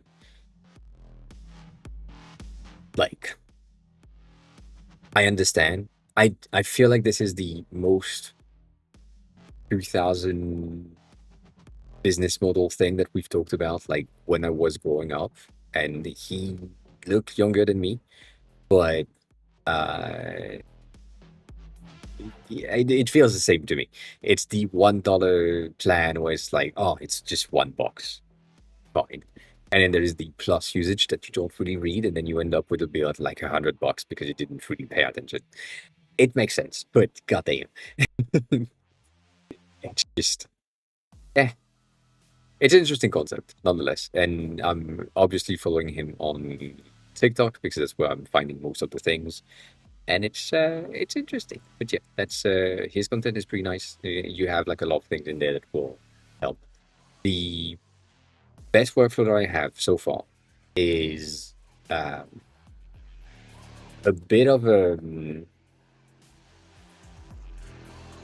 strategic planning, I would say, where all of my chats are starting the exact same way. I either go into auto because that makes more sense, or if I have the credits, I'm going into the other models, as in tomorrow is when my billing is resetting, so I'm going to go back to sonnets. But it's basically tomorrow I can do most of the thing that I need to do. That's gonna one day going through the 500 requests. Anyways, details. So I'm going through a system that is usually same structure. I say, here is what we have, scan the codes, here is what we want to achieve, explain in plain English what you understood of what we want to achieve and how you want to implement it. And then based on the explanation, I say yes or no, or I add like some clarification here and there. That has been, for me specifically, the best format to make sure that the output is aligned with what I want to have, because it forces the whatever model you have to read the files entirely. The other thing that I do every time is just I go back into my indexing in docs. I delete the index. I just scrap that thing, and then I just recompute it, so that when I'm recomputing the index, it makes sure that all of the files that are in memory for cursor agent chat thing, figure out what is supposed to happen, are the most up-to-date file. As in, a second ago, this was listing 87 files, and now it's 90, so it was missing 3 files. but now it has everything. So I'm doing that mostly every big task that is coming up. That's the thing. Reset the index, recompute the index, scan the files, explain what you want to achieve, ask what the model has understood, fix or correct what is the misunderstanding, and then move on. The other thing that is really important for me that's also make things way faster is I'm using Claude on its own a lot, like a lot. And I'm just trying to figure out the system, the thing that I'm trying to build prior to going into Cursor and asking for the thing. So in some places or in some like things, for example, I was building, I currently have Fragrantica URLs that makes no sense. And most of the community is against Fragrantica, which is a thing, ethics, whatever. And so they are recommending to have something like Parfumo. So I'm building or asking what are the difference, what are the pattern that is seen. And so it seems that we determined like a bit of a pattern when the brand is single word brands. It doesn't take like capitals, or it does take capitals, depends. And then for some brands, sometimes things are moving out. So that's the thing. But yeah, like figuring out things and then figuring out the potential output of a script out of this to really understand how I can generate something. And then once that's done, and then I have my understanding personally done, I then put that into Cursor, do the same thing, make sure that Cursor understand what I'm trying to do, and then do the thing. I know it's a lot. It works. And I don't know which plan you're on. If you're on the regular $20 plan, or if you're on the current free tier for 7 days, as in you're on premium for 7 days, and then you move on to not free. Make sure that you are not burning through your credits,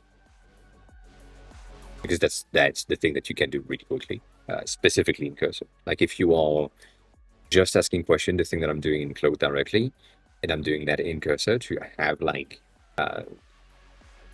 clarification, completion, and so on, it's gonna go through all of my credits in one go, and so that's not good. It's not good. So yeah, that's 7 days.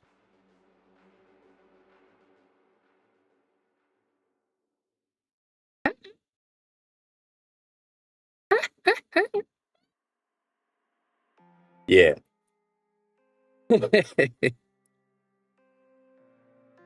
uh,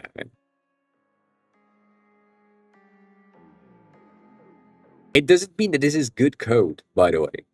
Remember that if you're someone that is building with Cursor. The reason why I have so much is because I'm reverting all the times. I'm sometimes taking like 3 hours of work, which is like a lot, and then just trying to fix the thing and it still doesn't work. Therefore, I'm just reverting the last 3 hours and going back from scratch. With my understanding that's the other thing that is really useful, but also annoying, but really useful. So, like, I go through the whole system of building something, a specific feature, and then it doesn't work, or it still works, but it's just like not that good.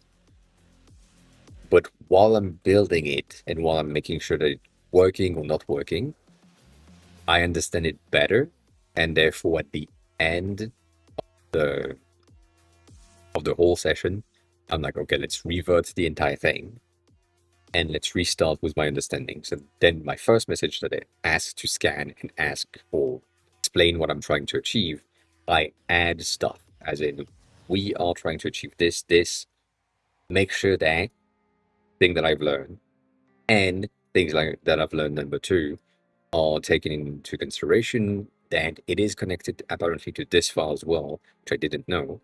and so on. Like, for example, I have a file that has popped into existence that I didn't know existed. Um, it's the what is it? We touched it like this one. The interaction scoring. Uh, I didn't know I had that file,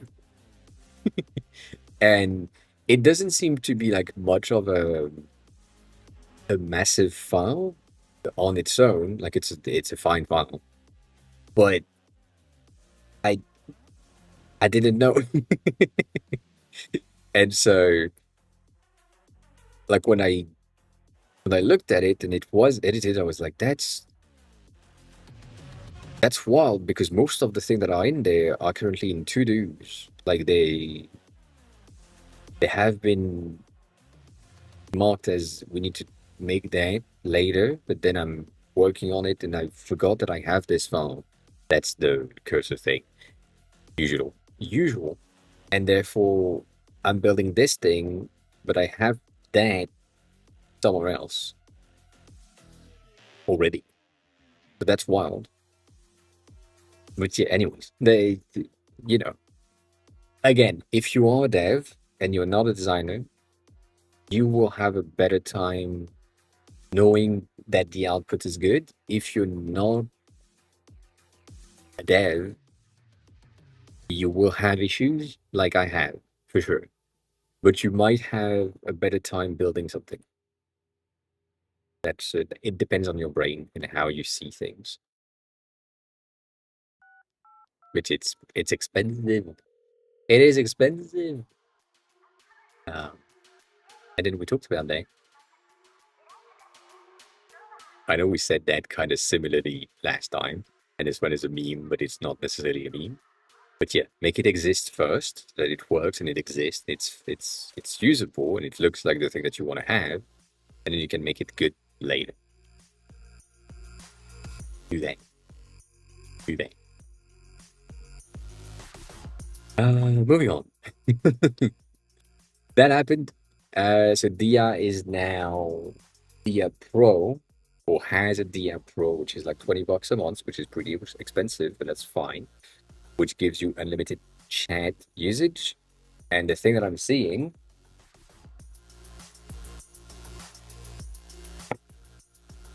on this pricing is this. See this. And it's called a limited chat usage asterisk. That means so much. That means it's not unlimited. That means they are lying.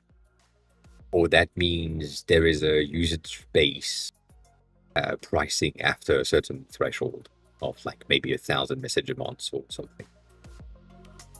So that's fake. And that is the reaction. Back to Safari, for sure. So yeah, I'm kind of happy that I didn't go into the friend thingy, but it's a neat looking browser. Apparently Comet is better. And the one that we want to try, that we haven't tried yet, is another thing. So we'll see. Anyways, moving on. We've had that. I think this is for PBD that had like a very interesting mixed media thing for the creation of their portfolio, and I feel like this is a very interesting output, creation, rendering. So just it's simple. It makes sense. The best option would be to create that manually, like physically on paper in your house, printing things and then taping and writing things on paper and so on. But you might not have the ability to do so, and I understand. But yeah.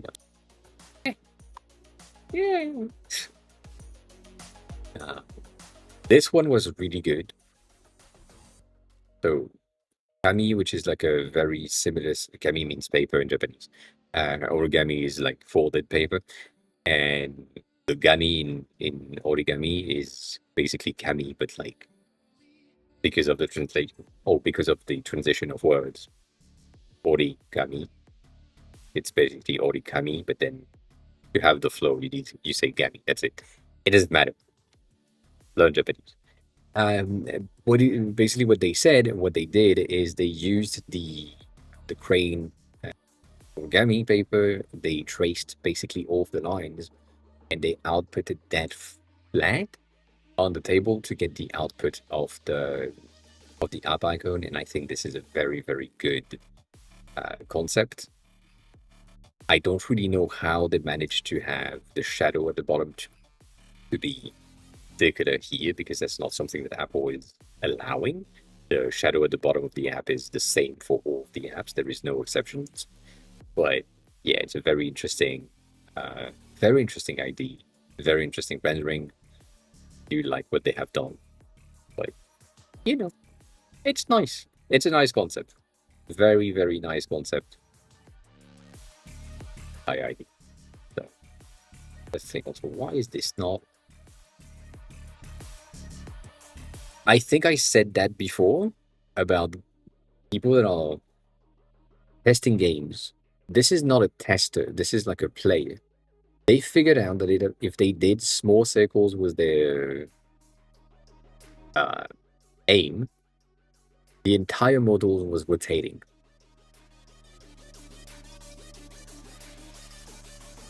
I don't know how someone figured this out.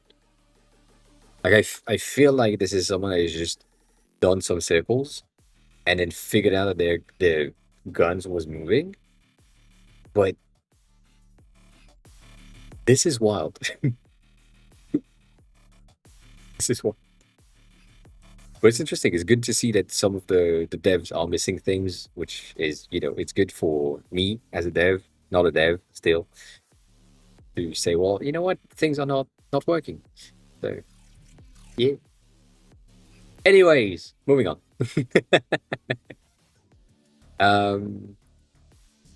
That thing that I was talking about earlier about the Norwegian bills, the zoom in on the texture is so good. Like, I really like everything they have done in there, and I really like every version of the bills.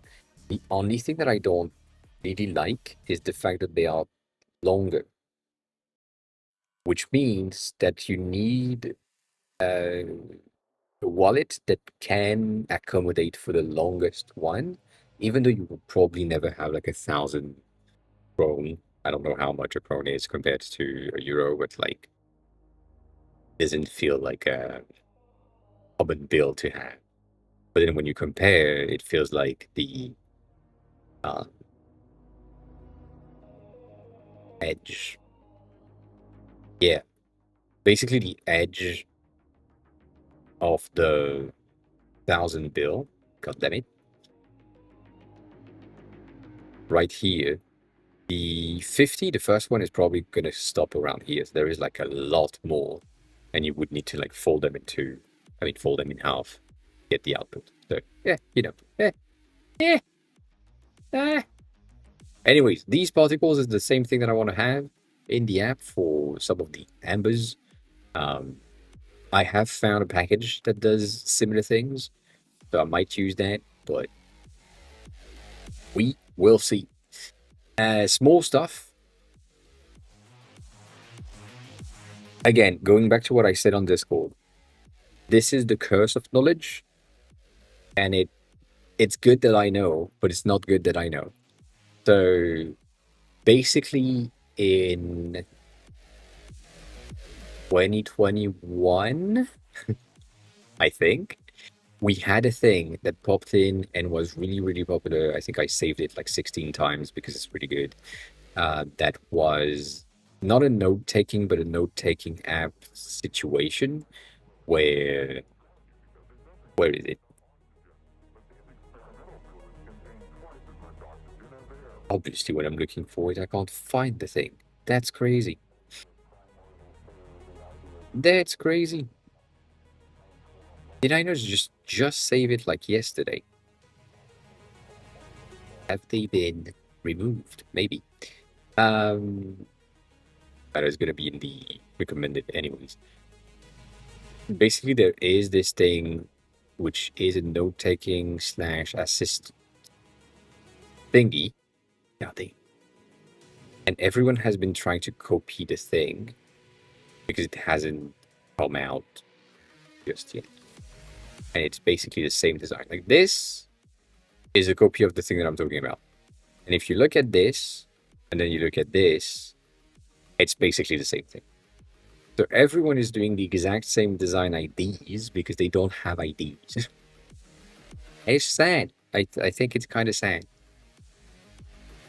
Some things could be a bit different, changed, and so on, but no.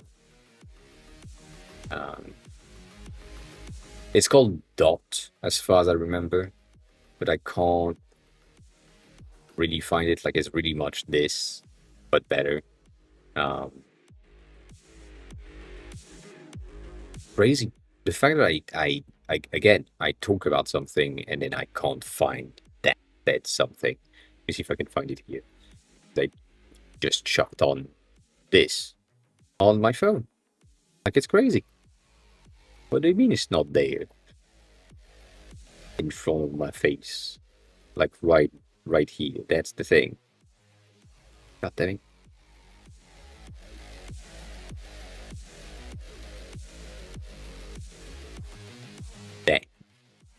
That is the thing that has popped out. This is Dot. And so when you look at how it looks right here, you have basically the exact same output as this thing. Like that is a copy. The blue one is a copy of this one, which is the original. And then this one is missing the title in the background. That's basically what it's missing. So that's interesting. And again, I don't want to be someone that is hypocritical on anything. This is the same vibe. There is no question about this. This is the exact same vibe. Specifically, if I'm going into light mode, we have a card in the center. You have a big ass text at the top. Same concept, same thing. But it's really interesting to see that this app called Dot from 2020 something has been still impacting a lot of designers to this day, including myself. But you know, that's nice. It's good to know. It's good to know. I saw this as well. This is a very interesting thing. This is mostly for Stony, but you know, he's not here right now. So this is basically a thread about creating animated, not animated, but like related background blurs. So when you're looking at images, the content is going to take the colors of the image that are in view. And the way that it's doing this is by pixelating 5x5 the pictures themselves, basically. You end up with from this to this by simplifying the total image, then getting the entirety of the rows of colors and outputting that in a way that just makes sense. And so what this thread is talking about is the fact that basically image in 5x5, then blurred, gives you something that is really, really close to blurring the entire image by default. And so you end up with something that is extremely light because it's a 5 pixel by 5 pixel image that is then blurred instead of having to, blur the entire high res image all the time. So that's for Stony specifically because of the way that he's having the background blurs and the background images as well in More Mercy is pretty interesting. I think this entire thing could be really useful. But same thing for me right now because I'm building something that is also like having these types of blobs. I feel like this idea of outputting a color based on the image would be pretty useful. So, you know, small details, small stuff. We like it. We like it. This is for OKSKH that we talked about last time. And I think that's gonna be about it. I talk about this. I know that Techie is probably not here right this instant, where that happened, where to prepare it to the lemon squeezy thing. I talked with Angelo directly.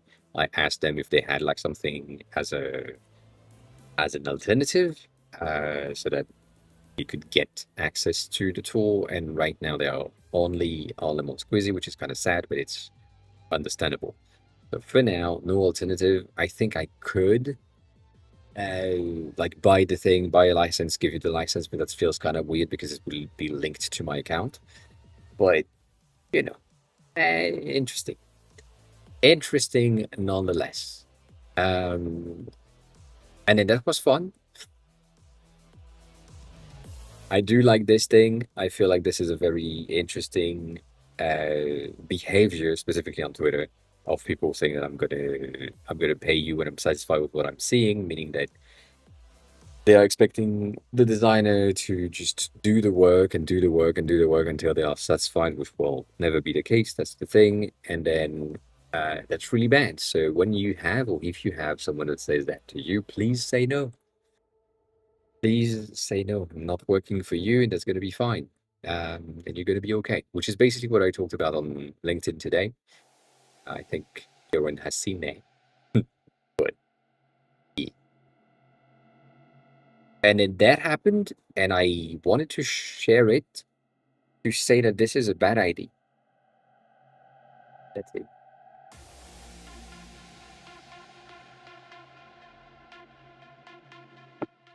I I understand adding fun to the app. I don't understand adding fun in a way that is so much pulling me out of the design of the app. Again, I haven't seen the rest, but based on these details that we have on the other sayings, everything is really clean. And then these buttons being really much candy feels really out of place. So, wild. This one was for Yan. It's a very interesting timeline as well for their whole thing. This is the onboarding. So going back to the question that we had last week of what is like a good boarding thing to showcase the content and so on, as I was saying, in-app cues to say, well, here is the thing that you will have and so on. A presentation like this is pretty interesting as well to have like a representation of what will be in the app, but animated in a way that makes you understand the concept is a pretty good idea as well. But that's yeah, that's about it. And then this one, Daya has been doing other things. We have been talking about it before, but I'm just going to save that for the side. And lastly, this was also for Techie. This is a personal page, I guess, where people can create their own environments and have like things in their journal and so on. So everyone is building journals, anyways. Right now, that's the situation. But yeah, it's an interesting view. Specifically, the first view. This thing is a really, really personal environment, and so adding things like this in that social community-based app, kind of like Shelf, kind of like No Place, is an interesting thing and is pretty much what people are kind of craving right now. So, a good reference, I guess. I guess good reference. And then for the devs like Stoney that are going to become vibe code cleanup specialists, I think this is a very good thing. I don't know if this is true.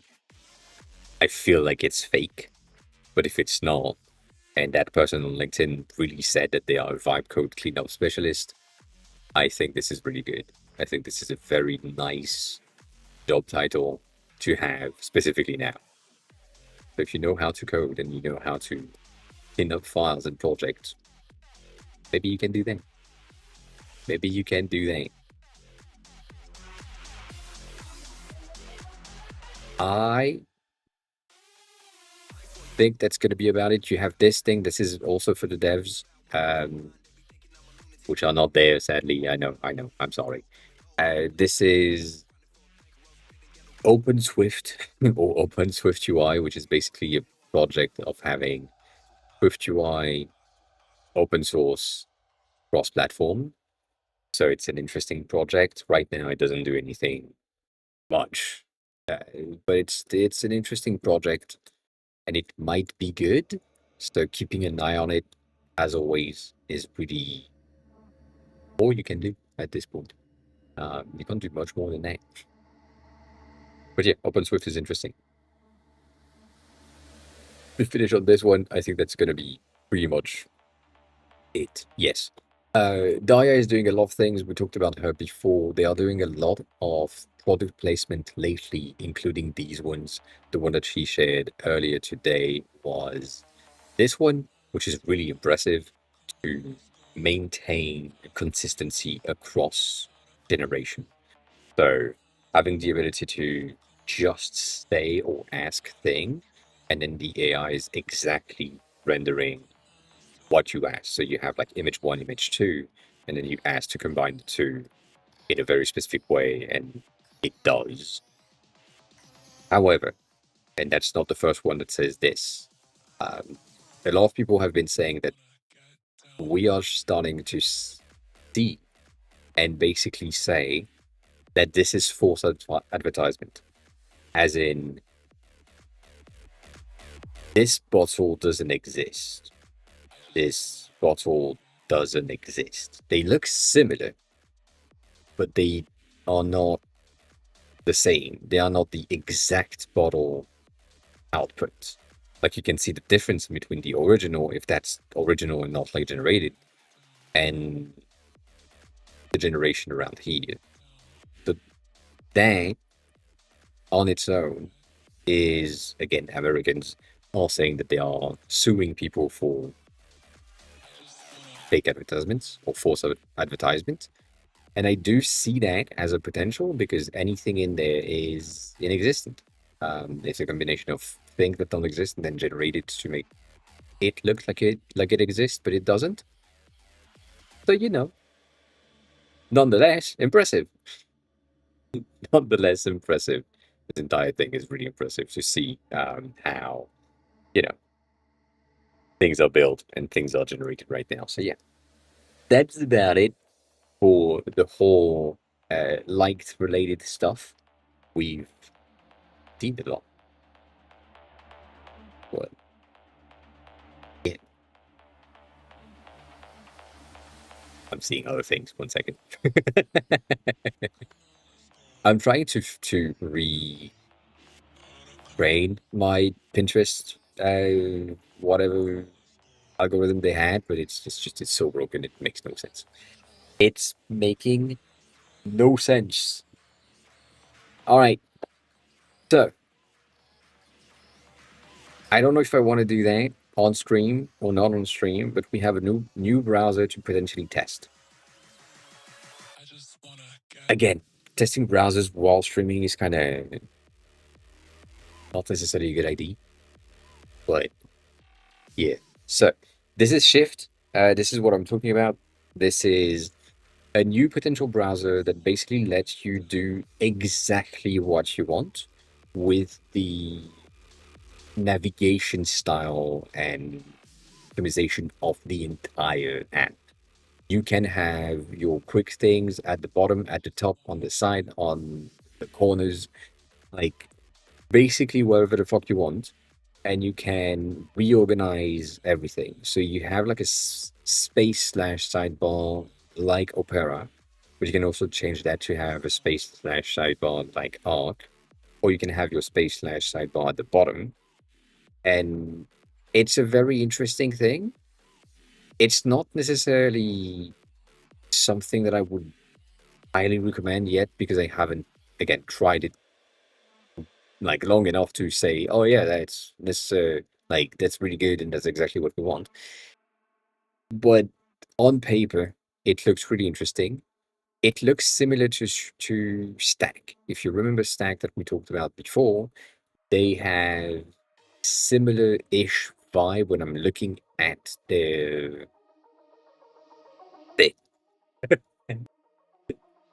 Like this feels similar to me. The fact that they have like the profile on the side and the spaces on the side as well. Uh, that you have the navigation, multi-view, and the multi-cursor, and so on. That is an interesting browser as well. Uh, Not optimized at all, which is really bad. But Shift seems to be something that is interesting. They have stuff in there that I don't know how to trust. So the B Corp certified is a very interesting thing. If you don't know what that is, B Corp certified is basically a company that is ensuring that their environmental impact is to a certain degree. So Patagonia is a B Corp certified. I think some of my hair stuff is B Corp as well. And so I don't really know what a browser would be and why it would be B Corp certified, but it is. So I don't know. That's one of the things that I'm like, I don't know if I trust. I don't really mind, but I don't know if I trust. Um, so yeah. And again, you like the fact that you have like all of these potentials. What do you mean I can't zoom in? Of browser layout, and you can have like basically everything you want. Like this is mostly like an art completion. This is a very much Chrome completion. Same thing with Opera. Things at the bottom, thing on the side. Weird, like it's a very interesting concept of having a builder that you can really do whatever you want. It might be too much. I know that just Juxtaposed has done a video about all the browsers and testing all the browsers, but it feels like that might be like the end game of browsers, builder layout things, just because you can do whatever you want. So maybe to check, I don't know. But it is one of the new tools. The other thing that I have is this thing, which is called AI Motion, um, or AI Motion Designer, is basically giving you the ability to create something in no time. You just, ask in text as always, and then you have things that will give you B-roll shots for your videos when you want to have like a stock price chart that is going up, and it has the animation, it has all the things, and you just and say things on top of. So for your background shots and so on, this is pretty good. But then I don't know exactly if it's working, not working. There is also no pricing situation, um, which is not necessarily legal here. We need to have pricing somewhere to decide if something is good or not. So maybe it's free right now. I don't know, but that's an interesting tool. We also see this thing, which is a bit of a new design slash code tool. So I don't know. We haven't tried it yet. This is called Subframe. It seems, again, on paper, it seems to be pretty interesting to generate things based on your design. So it's a mix of Framer and Figma, as always. Um, and it seems promising, but it's also seems very much Webflow E and Framer E. So that is like annoying, a bit not good. You end up with things that are too limited for designers and not like not free enough, and then you have things that are too free for devs. So it's the situation of the tools that are like right in the middle where everything is broken and you can't do much. So we have a lot of things. Don't know if Kibo is really interesting for today, to be honest. Um, it's kind of the same thing.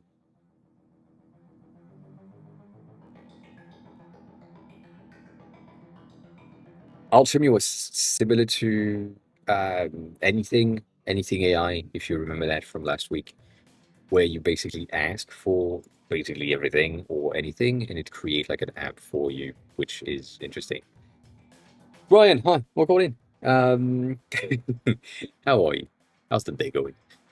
It's an interesting thing. However, it is not a free thing, and you don't have the ability to get like a free tier to try out, which is really annoying. I wish you had um, a create full screens thing, right?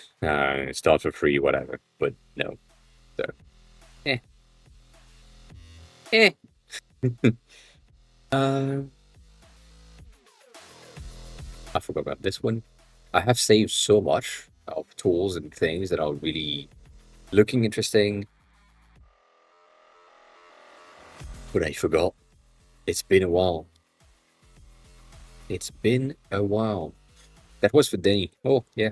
But Denny is in a meeting right now, so that's not going to count. Recent work is similar to layers.do. Yeah. And it's just like a reference-based website. So yeah, that you have like references for your designing things, which is really useful for most people when you don't have any IDs or you just want to have like a better understanding of what is the current trend of presentation. Because that's something that is really useful for designers, for devs as well. So yeah, good thing, interesting content. Would you keep that? That's similar to my mind, yes, which is not the thing. It doesn't really matter. Figure is something that we said we would try and we haven't yet. Now that I'm thinking about it, I posted something in the announcement. Also, one of my video popped out. I forgot about that. In the resource/inspiration thing. So Apple has done this thing, which is it's rare that I go into Apple's GitHub. Let's be real, not something that happens often, but it happens. So the open source thing that they have released now is called Atlas, and it's a tool. Terracon, hi, welcome on, welcome back. It's a tool to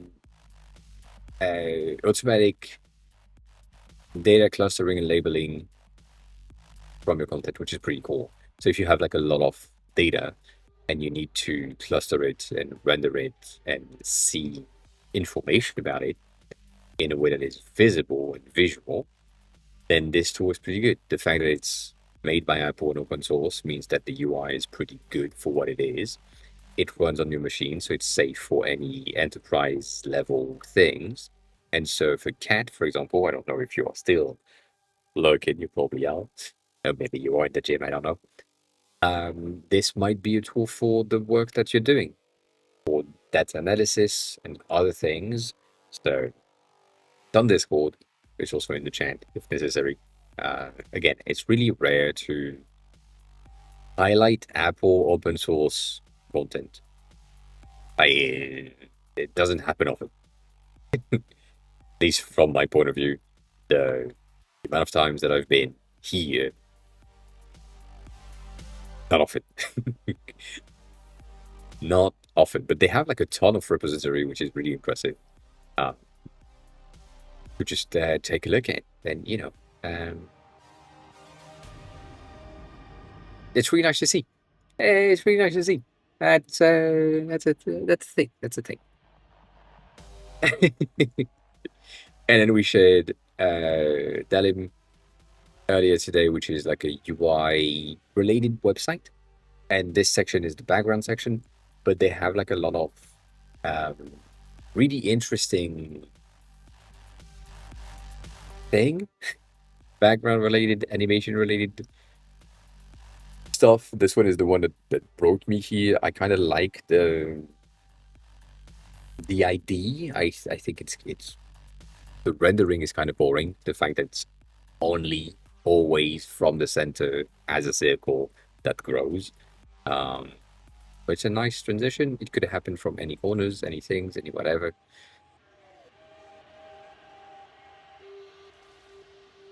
Good stuff. Good stuff. So this is in the Discord, as always, really useful, but also you have things like UI components that you can copy and paste to your projects. And that's pretty useful as well if you just want to get something that works, like you are looking for a spinner and you want something that is neat. Maybe you can just get that code directly in V0 or open that in somewhere else, or just, view the code. That's a very nice thing to have. I think it's working. I think it's nice. That's it.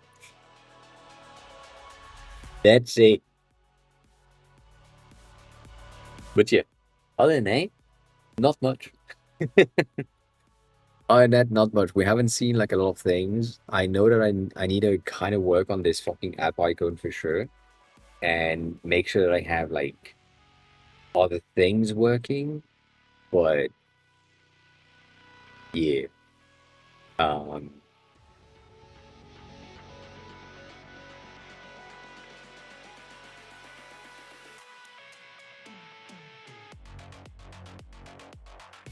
I forgot that. Sorry.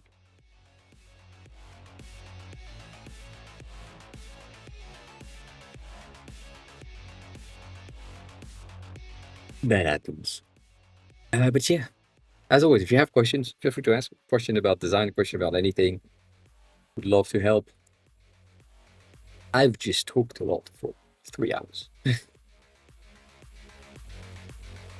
I've been trying to build this thing and it doesn't work. The last thing that I added, by the way, which I didn't really cover earlier today, is in the current state of this view, right about here, I have now changed something on how, this is way too bright, on how the recommendation at the top is interacting with your weather environment in the morning, basically when you enter for the first time. So in the past, as in this morning, it was mostly taking current weather. And some days, if you are like in the UK, if you are in Paris, for example, you know that it's bright and sunny in the morning, and then at 10:30, it just rains for like 2 hours, and it's bright and sunny again, and then at 5, when you get out of work, it rains again. And so what I've done now is that it takes the weather of the entire day and then take into consideration any potential activities in the weather. So if it rains for 3 hours at a time where you are potentially outside, as in morning commute, midday lunch, and evening commute type of situation, then I'm recommending perfumes and fragrances that are mostly staying on you or would be more reliable? Nope, that's not the word. Resistant? Nope. Resilient, that's the word. Resilient in the rain. That's the idea. At least that's the thing that I have. And so that's the concept. The goal is to get like as much like text related content in a way that makes sense. So if I get into my greeting services, right about here, I'm getting things and sentences that just make a lot more sense. So, right, it's going to rain today, so perfume name has a good staying power and humid condition that is based on the type of notes that are inside of the perfume, that it is based on the position, the concentration, and other things that is in the perfume. And so that is the most important thing for someone that is into perfume and that wants to have like a perfume recommendation on the day. So yeah. Um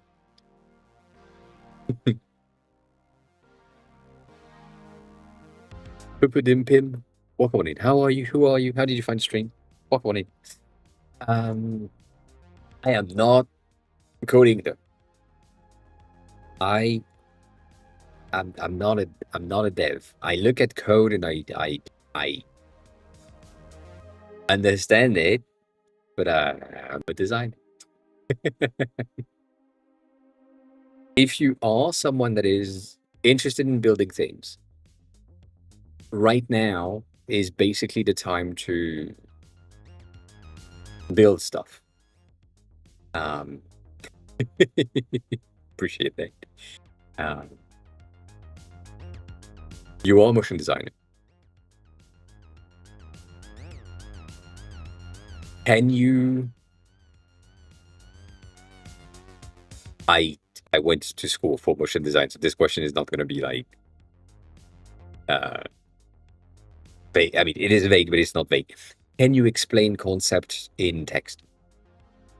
That's going to be the best example thing.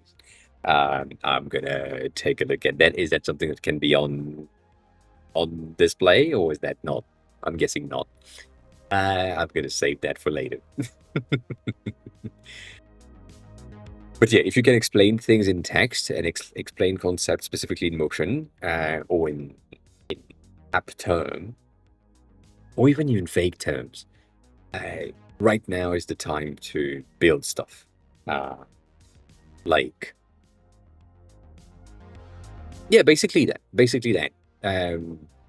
The reason why I'm asking, and I know that if you are a motion designer, you probably have a specific view on AI generated content when it comes to video and images and other things.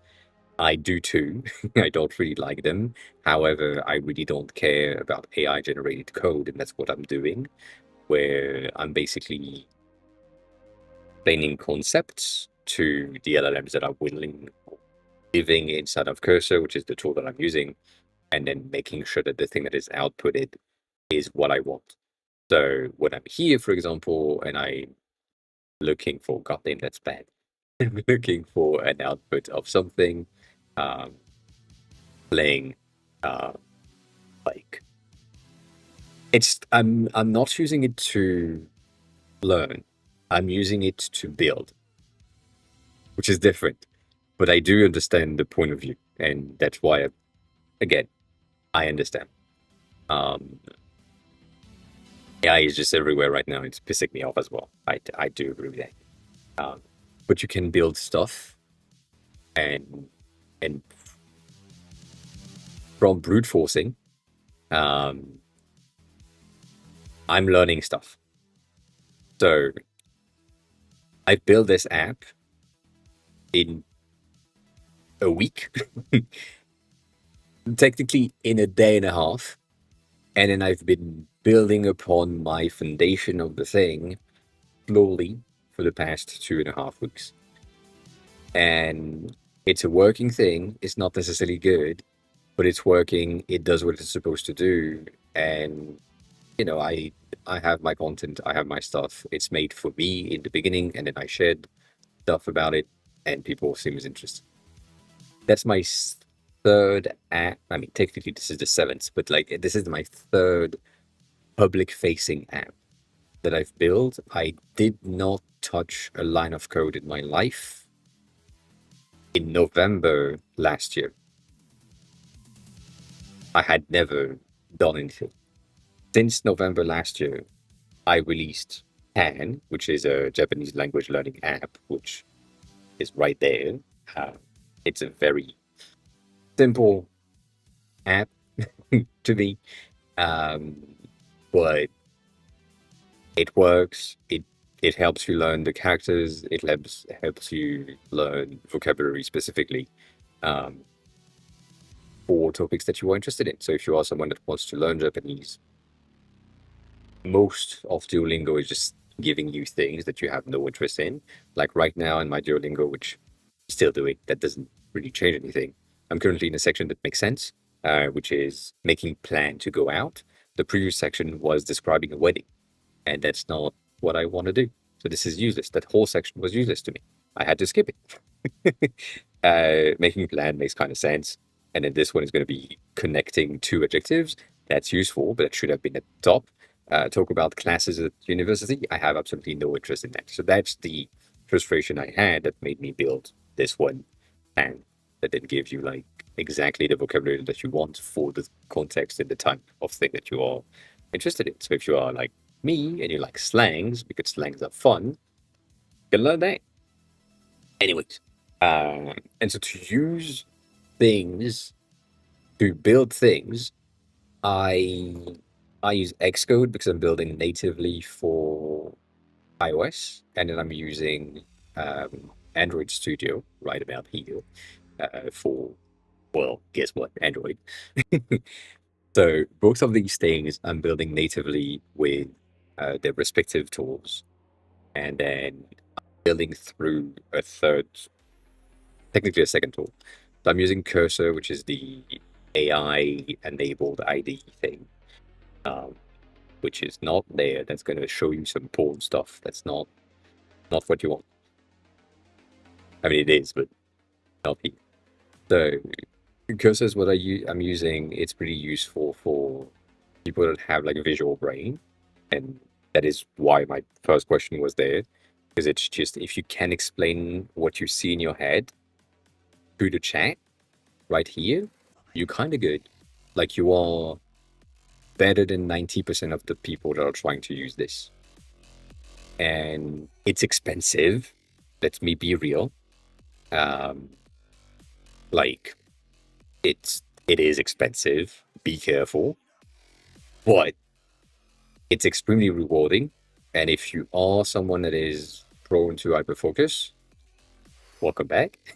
Good job. Me too. You will spend a lot of money on this. So be careful. It is useful, and it gives you the ability to just understand a bit better and a bit faster things that you would not have understood before. That's the first thing. So it's basically a coding interface where you can chat with an AI, and the AI itself can do stuff for you. So let's say I'm gonna make it do something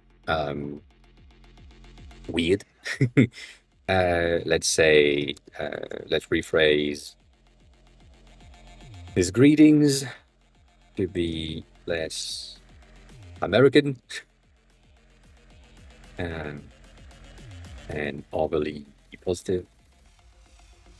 Whatever. Then you press enter. I'm currently in auto. It's going to go through the file. It's going to read the file for greetings, and then it's going to do some edits for me without me having to do anything.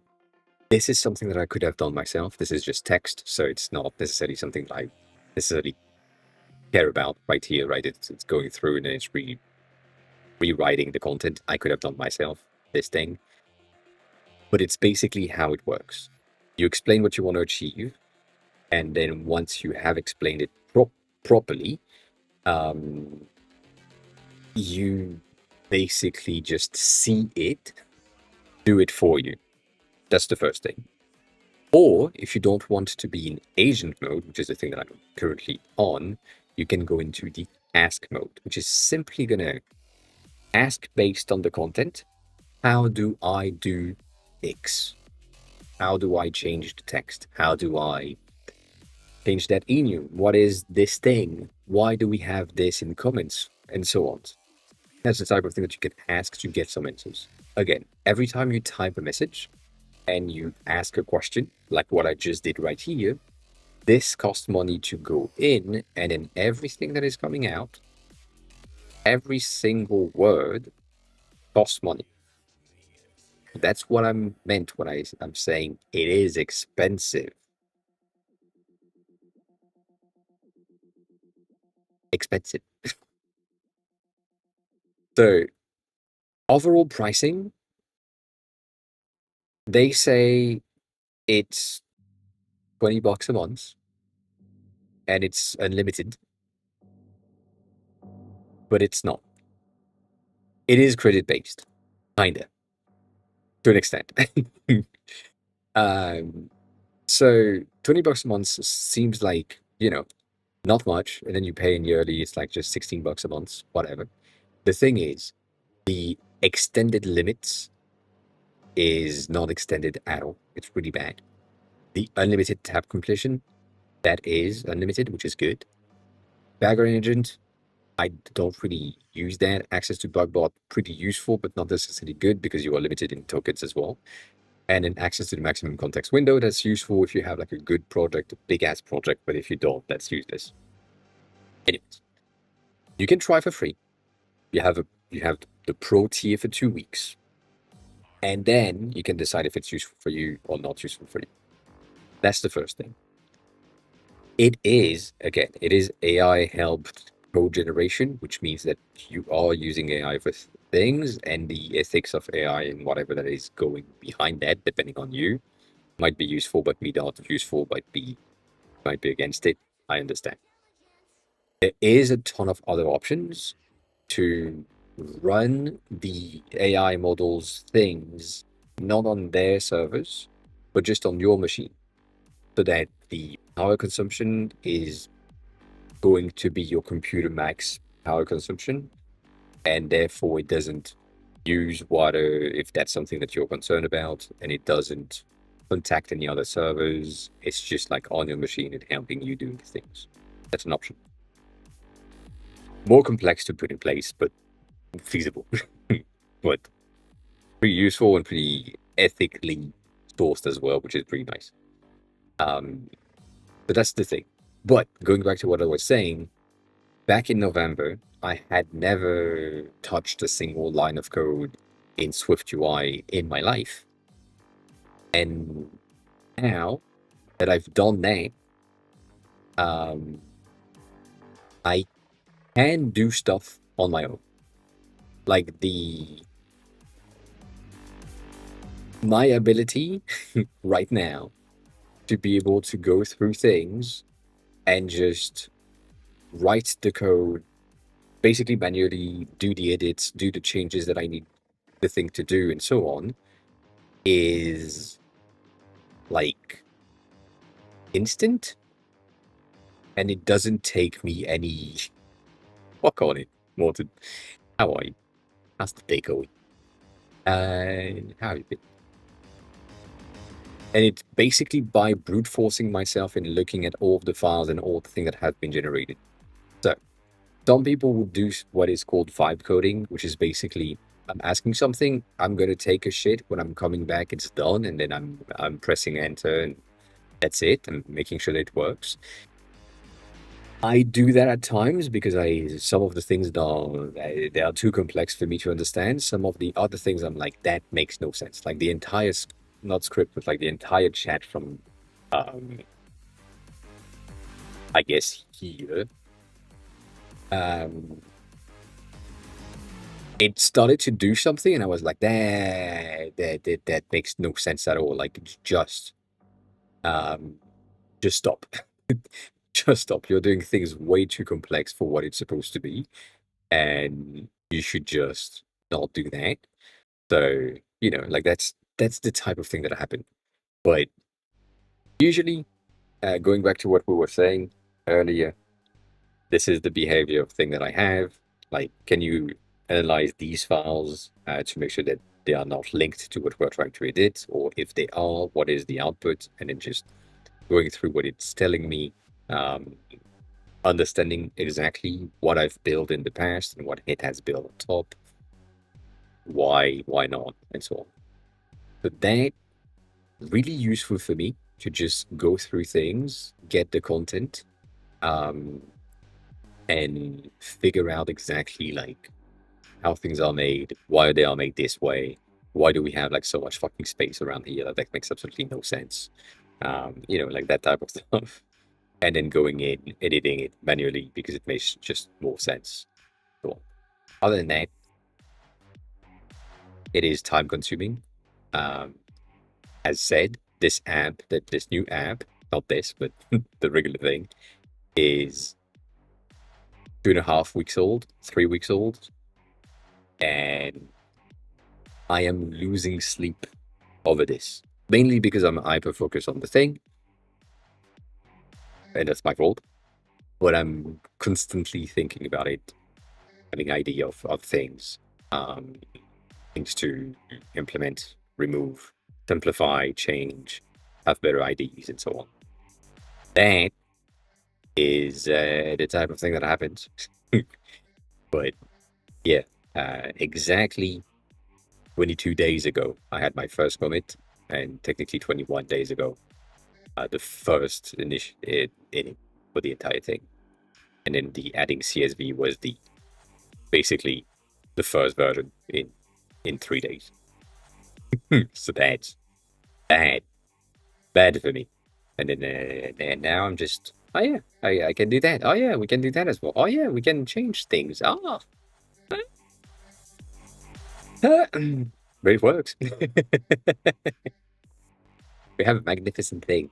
I played with the animation uh, on the weekend, and basically I found a tutorial on YouTube. I followed the tutorial on YouTube to just get like the transition thing, and I did that. It's really good. It works. It does the thing that I'm willing or looking for it to do. And then after that, I added the card and the content thing on my own to make sure that it just makes sense.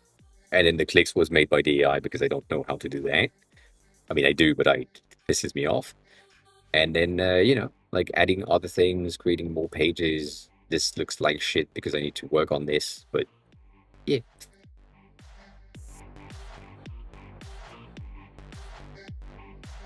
Find a situation. But yeah. But you could, based on what you said, you could 100% get hyper focused on learning, not learning, and building something. And the reason why I'm saying now is the time to do so is because we are in the like edge of the time where people are going to realize that it's profitable. I mean, we kind of already have, but like people are trying to make things more expensive so that people pay more for the thing that we used to have for free. As in, Cursor here used to be $7 a month, and then they bumped that to 10, and then they bumped that to 17, and now they have bumped that to 20. And the plan that I'm on, I'm paying 32 a month. So 37 a month. Sorry, my bad. So things are more and more expensive. If you don't want to pay that much and you don't care about the type of data that's shared with the creator of the app, that's the wrong thing. We love Trey around here. I cannot not recommend Trey. Trey is basically a copy of Cursor by ByteDance. So if you know that ByteDance is the creator of TikTok, the like main parent company, they are doing something that is undercutting Cursor by a lot. Like it's half of the price. That's the first thing, but it's also like $3 for the first month. You can get the free version, where you get Pro for the first week, basically, and then you can get the things for like $3. And otherwise, it's $7.50. As always, if you pay yearly and you pay $7.50, which also they have like a bit of an issue with the fucking fonts, but you pay $7.50 for right now for a year, you basically locked the pricing for that year at $7.50, and they can't really change your prices after that. Like they can change after your first year, but you will not be like updated into something that is more expensive during your term, or at least you're not supposed to. But that's why I'm saying right now it's expensive, but it's not that expensive, and it's gonna be basically going up and up and up and up in prices until we reach a point where people are just fed up and build the things on their own machine, and then the price is going to go down. But that's going to take like 5 years. But for now, cheapest one is this one. It's going to change soon, to be honest. But it gets like most of the things done. That's the UI of Cursor. If you are someone that is interested in the UI of things, this is the UI of Cursor. This is the UI of Tray, which I do like a bit better. I feel like it's a more designer-friendly environment. And right now we have the new environment things. Yeah. Which is kind of the same in terms of base layout, where you have like your files, your editor, your chats, like everything is the same layout anyways. But if you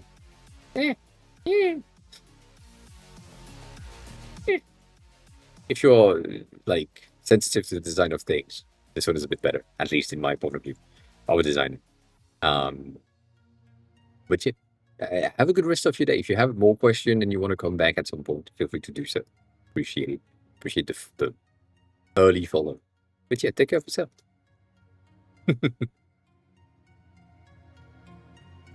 Yeah, that's the whole thing. It's really nice. It's really nice. Learning things on Cursor and on other app is helpful-ish. Get this. Stop dying. My PC is just like telling me that no, that's not an option. It is an option, but it's not an option.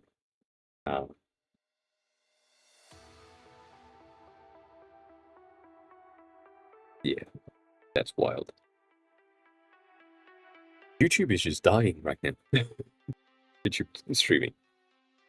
So yeah, that's a thing. That's Cursor. That's still the overall thing. Also, Morton, I saw something earlier. You said you don't work eating food fixed bond. I don't. That's wild of a thing to do.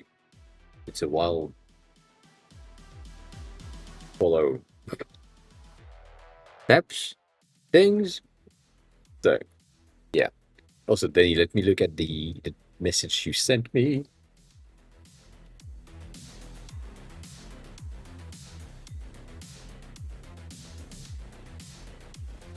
Ah, die.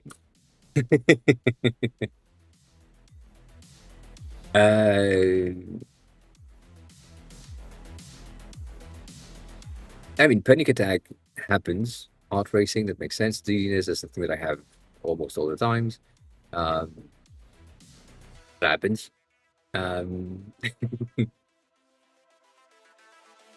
Yeah.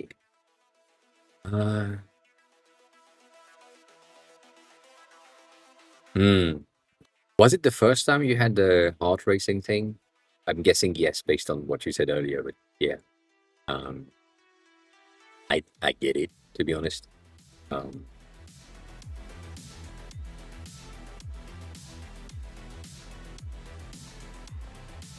Did you go to the emergency room or something? Like hospital, checkup, whatever. Because that might be something,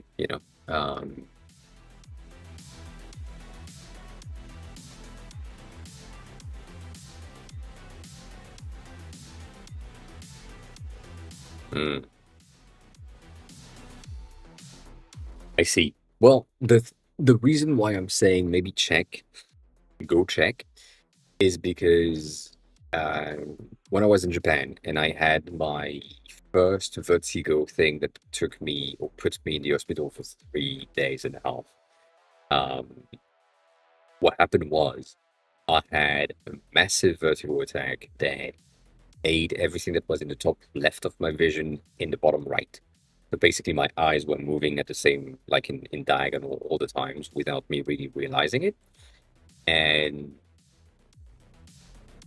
couldn't really make it stop. Like that was not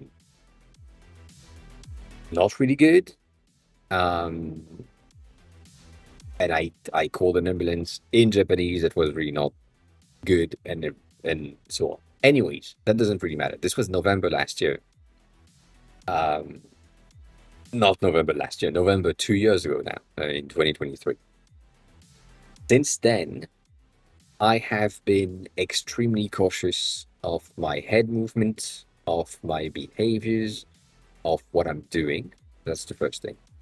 In technically, that was October, not November. In No, it was November. My bad. Forget about it. It was November. In December, I had my brain issue thing where I lost control of my arm and leg, and then went to the hospital for 3 weeks. Then, since then, still, it's been like more than a year now. I am still careful. I am still making sure that what I'm doing, the movement that I'm doing with my legs, with my arms, with how I sleep, trying to, the gym, and so on, is really, really calculated, and I'm not taking any like missteps, or I'm basically paying attention to what I'm doing. What you're describing is basically similar, right? You are making sure that what you're doing and your activities, behaviors, placements, and so on are calculated and on purpose in order to not re-trigger what happened to you, which makes sense, right? Your body is trying to readjust and making sure that you do things properly. Right now, for example, I'm having more dizziness than before. I know exactly why, which is fine. It's just fucking hot outside, and even the AC is not catching up to the things. And on top of that, right this instant, I am not the most hungry person that exists. I need to eat, but I'm not the most hungry, so I'm not eating as much as I should, and therefore, it's not really good. So that whole thing, I know what happens, which is really my analytical things. So the entire thing that happens to you is not so long ago, but like as you said, it's been a month-ish. I think. Thank you. But that whole thing is still there. Your brain, because it shook you so much. It happened last Monday. My bad. Oh yeah, so if it's happened last Monday, you're still in the thing. Like, yeah. Um, and so I would say just nothing nothing stops you to go to the hospital and just say I had that last week. I'm still feeling weird. I just want to do like an MRI or a check if possible. If that's an option for you and that's not something that costs like too much, I don't exactly know how Canada healthcare works for you as someone that is not Canadian. I do not know. So I don't, it depends. But if you can do that, doesn't cost if it doesn't cost much. But if it costs nothing, because that's what I'm for French, doesn't cost anything. And you just set like you go there, you get your appointment, you do the things, you do the test, you make sure that everything is fine. And if everything is fine, you're good. And that will also calm your brain. Because right now you are in a state where you do not know.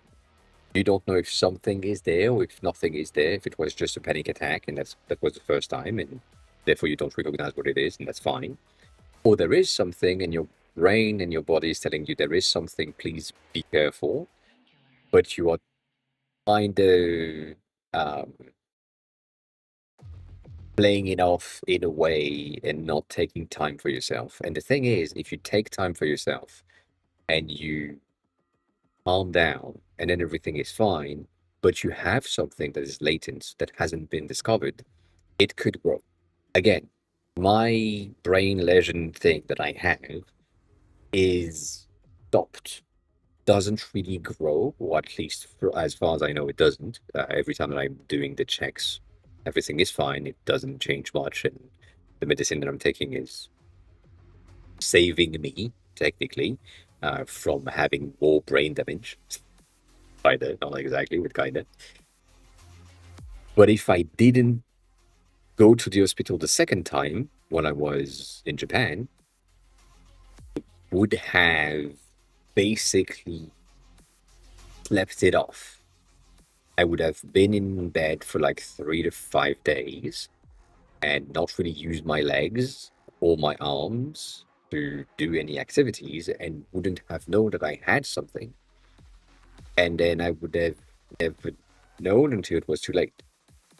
So that again, just go. If it's an option for you and you can just get the thing and get the test done, I would be personally pretty happy with knowing that you have nothing or knowing that you have something, but at least you know what it is. I would say that's the best thing that you can do.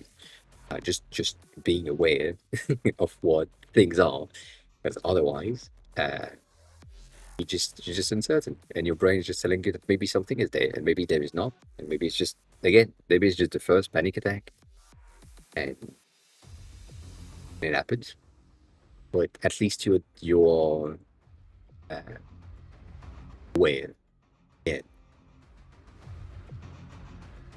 like if it's if it's an option, if it's free or kind of free, um, and it will calm you.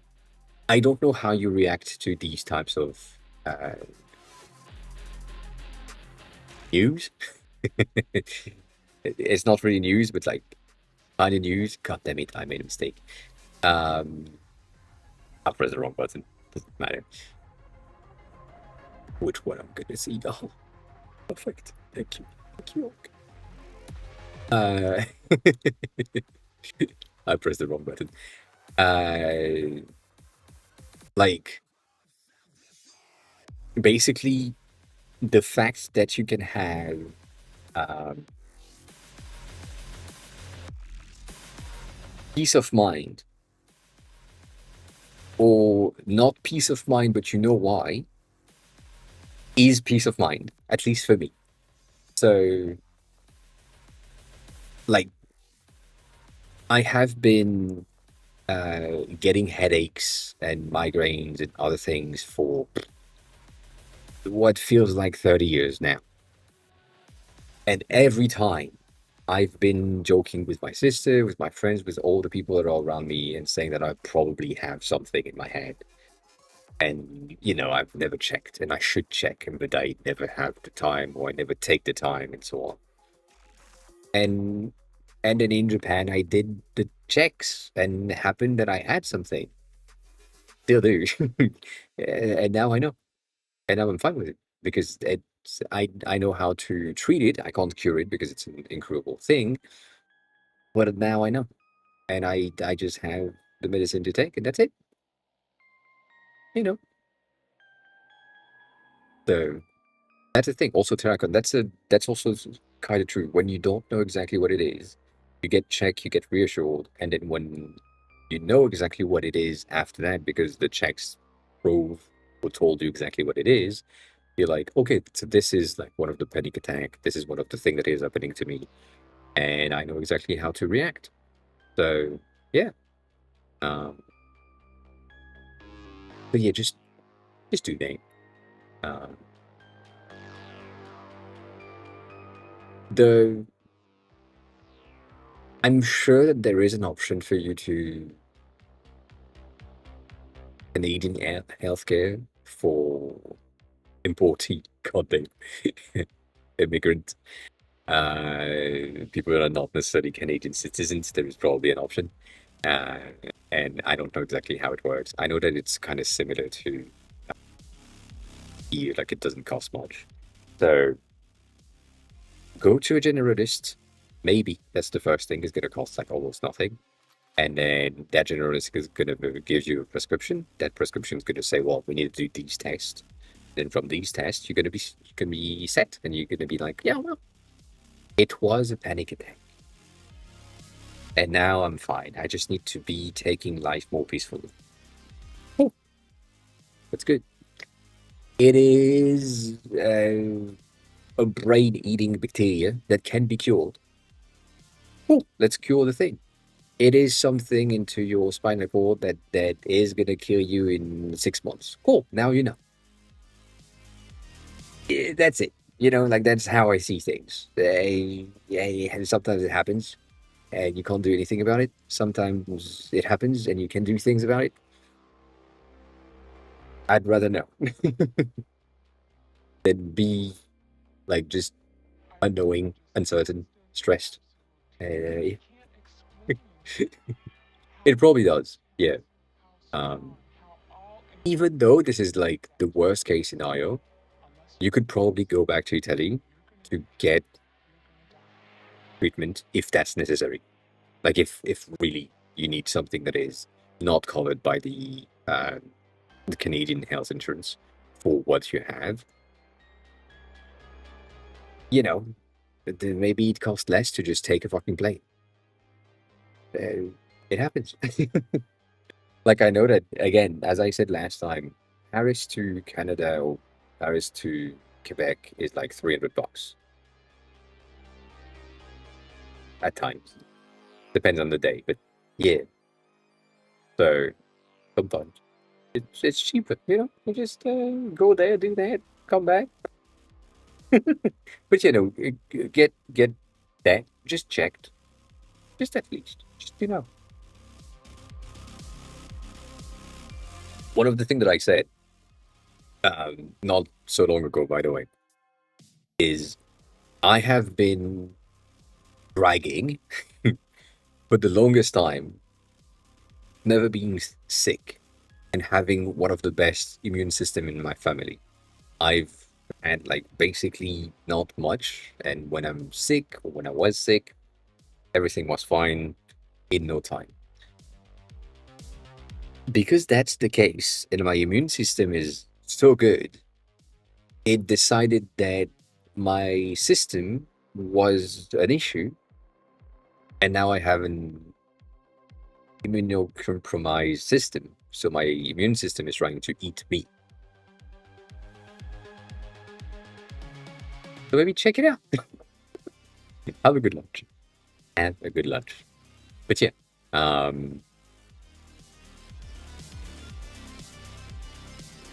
yeah, Kat, Denny has been in Canada for like 3 months, but still COVID.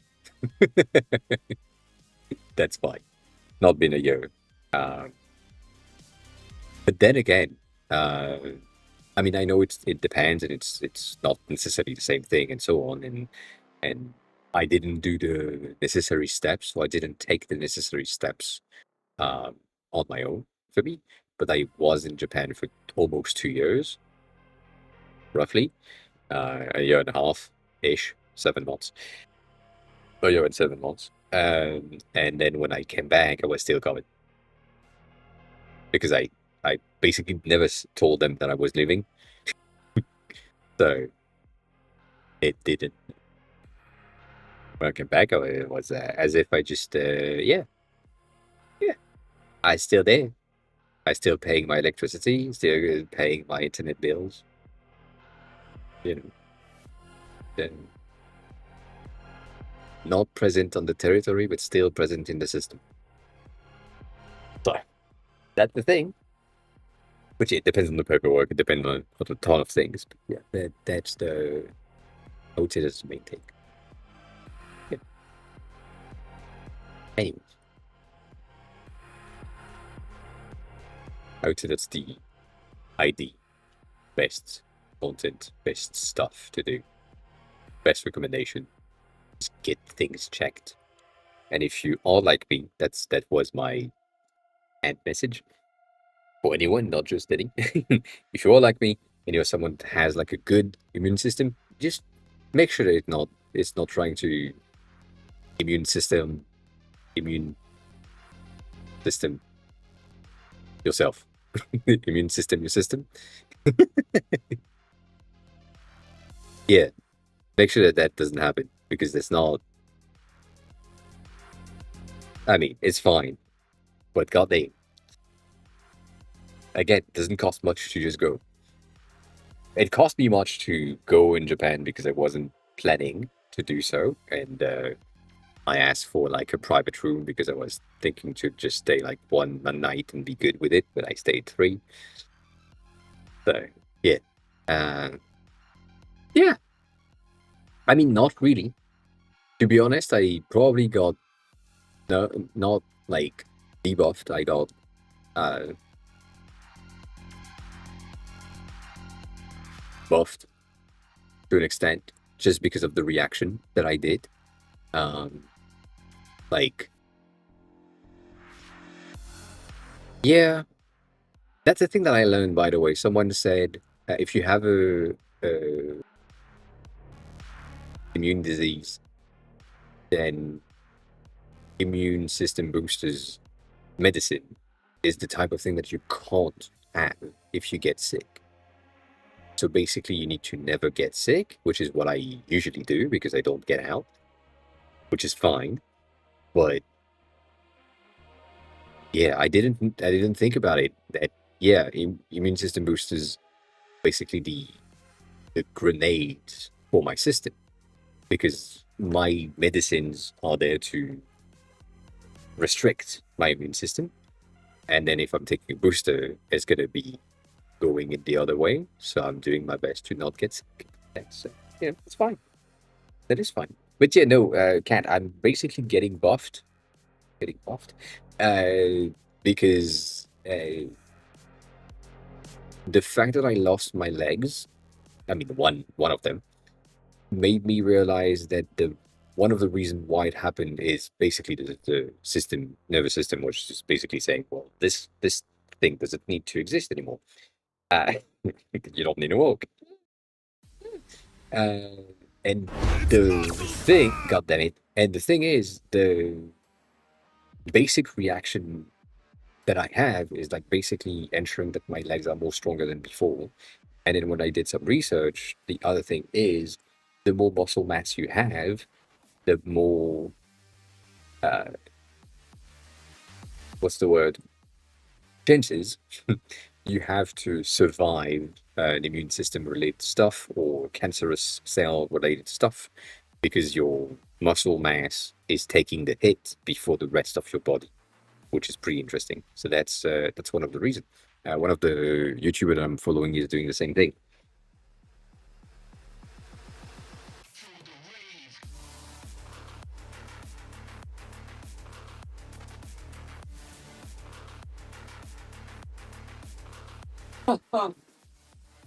Like uh, she had, I think she had an issue with her legs as well, and doctors said that she would never run again.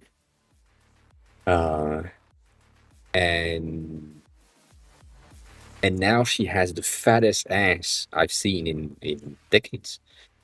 Let me show you that. Let me show you that ass because like that's one type of ass I can show.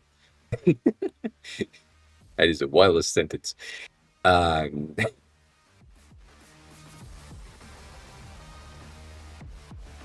let me see if I can have like a non a non too much ass situation on this one. She is a gym influencer now, not really, but kind of. And then she has a cat that has been voted the best looking cat in Belgium. Uh, but she basically had like an accident or something, or I forgot. And then the entirety of the medicine court was saying she would never run or walk well. And then she just went to the gym, and now she has the magnificent ass that is a shelf, and it's just a shelf. Like there is no question, and that's the cat in question. But since then, since the gym, since everything, she's been doing really well, and she has like forgot if we have others. I don't think we do. Um, but she's doing things that I have never seen, but like for her size, because she's my size. Um, she doesn't. That's the thing.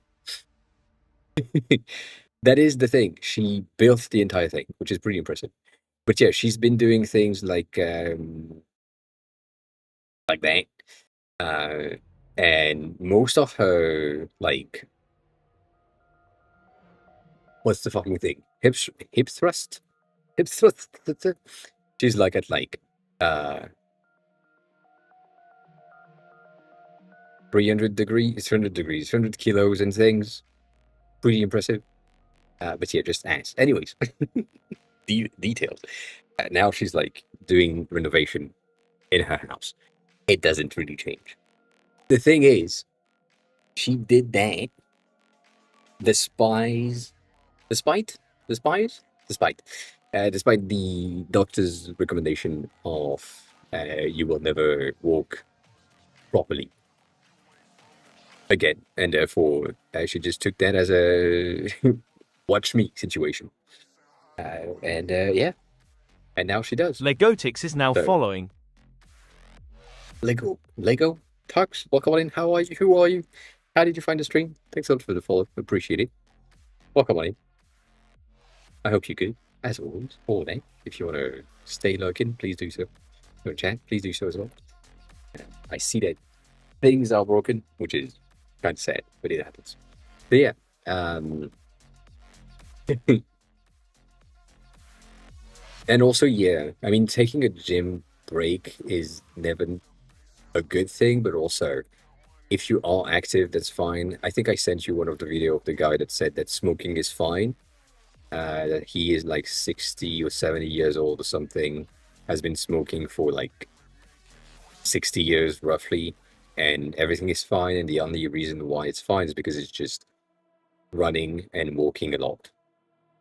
And maybe that's the reason. Maybe that's the thing. It's just active, and therefore smoking is fine. I don't know. I don't know. So that's the thing. But yeah, right now, just getting buffed in terms of muscle mass in general. Legs are really useful because your legs are your muscle in your body. So legs and ass are pretty good for illness and other things. Uh, yeah, I think like a nicotine patch would be better than smoking. Um, just because nicotine is really good for your brain, but it's just like the tobacco isn't. But the nicotine is really good. So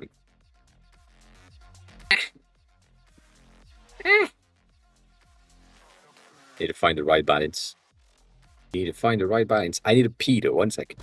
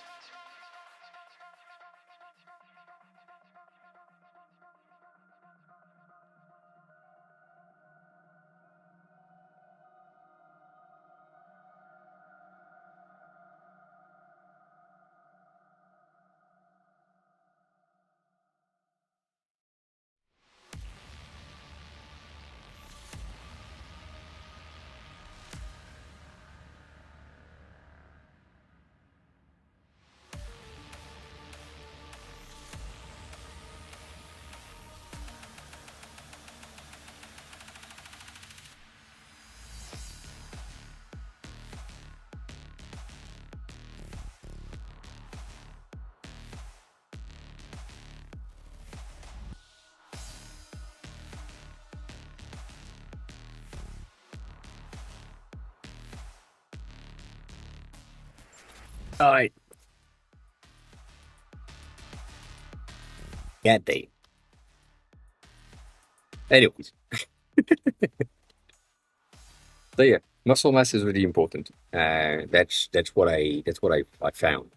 Um, the study that I'm referencing is one that basically said, and I'm phrasing because I don't really know it by heart, but basically what they were saying is that the correlation, not necessarily causation, but correlation in between cancer patient surviving chemotherapy and then getting the cancer out of their body there was a very strong correlation between their muscle mass in the beginning and the one that didn't have a muscle mass in the beginning of the treatment, mainly because the treatment was taking like so much or such a toll on their body that the muscle were taking off, and therefore what was left was regular body size. And for the people that didn't, what was left was basically no regular body size, and therefore died because of what was left. Any wind happening, dead. So, yeah, um, yeah, you know, it's one study. It doesn't mean much, but just taking that at face value for me and saying, well, if I have muscle mass, I'm good. Gonna do that. I'm gonna do that. And it's good for me, as always. But yeah, again, going back to what I was saying earlier, I do need more sleep than usual now. That's what happened. So I'm probably going to send you to someone. And I think Pot is live and it's been a while. Otherwise, it's going to be someone else. But I feel like Pot is live and that's going to be the destination for today. Even though she's been out of screen for a second. That happens. It's fine. It's fine. Gonna be fine. But yeah. God damn it.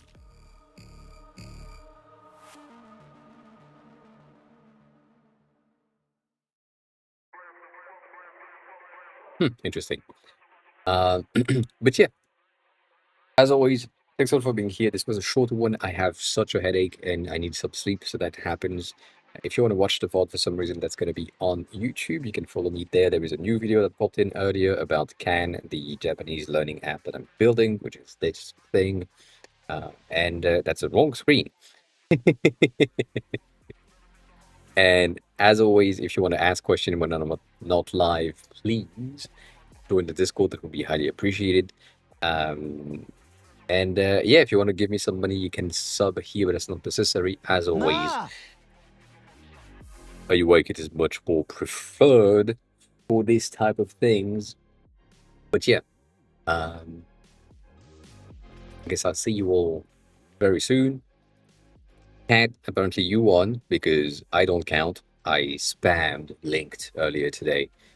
And yeah, as always, I hope you have a good rest of your day. Eat something, drink something, be kind to each other. And I'll see you all on Wednesday at 4:20. Because that makes sense. But yeah. Bye.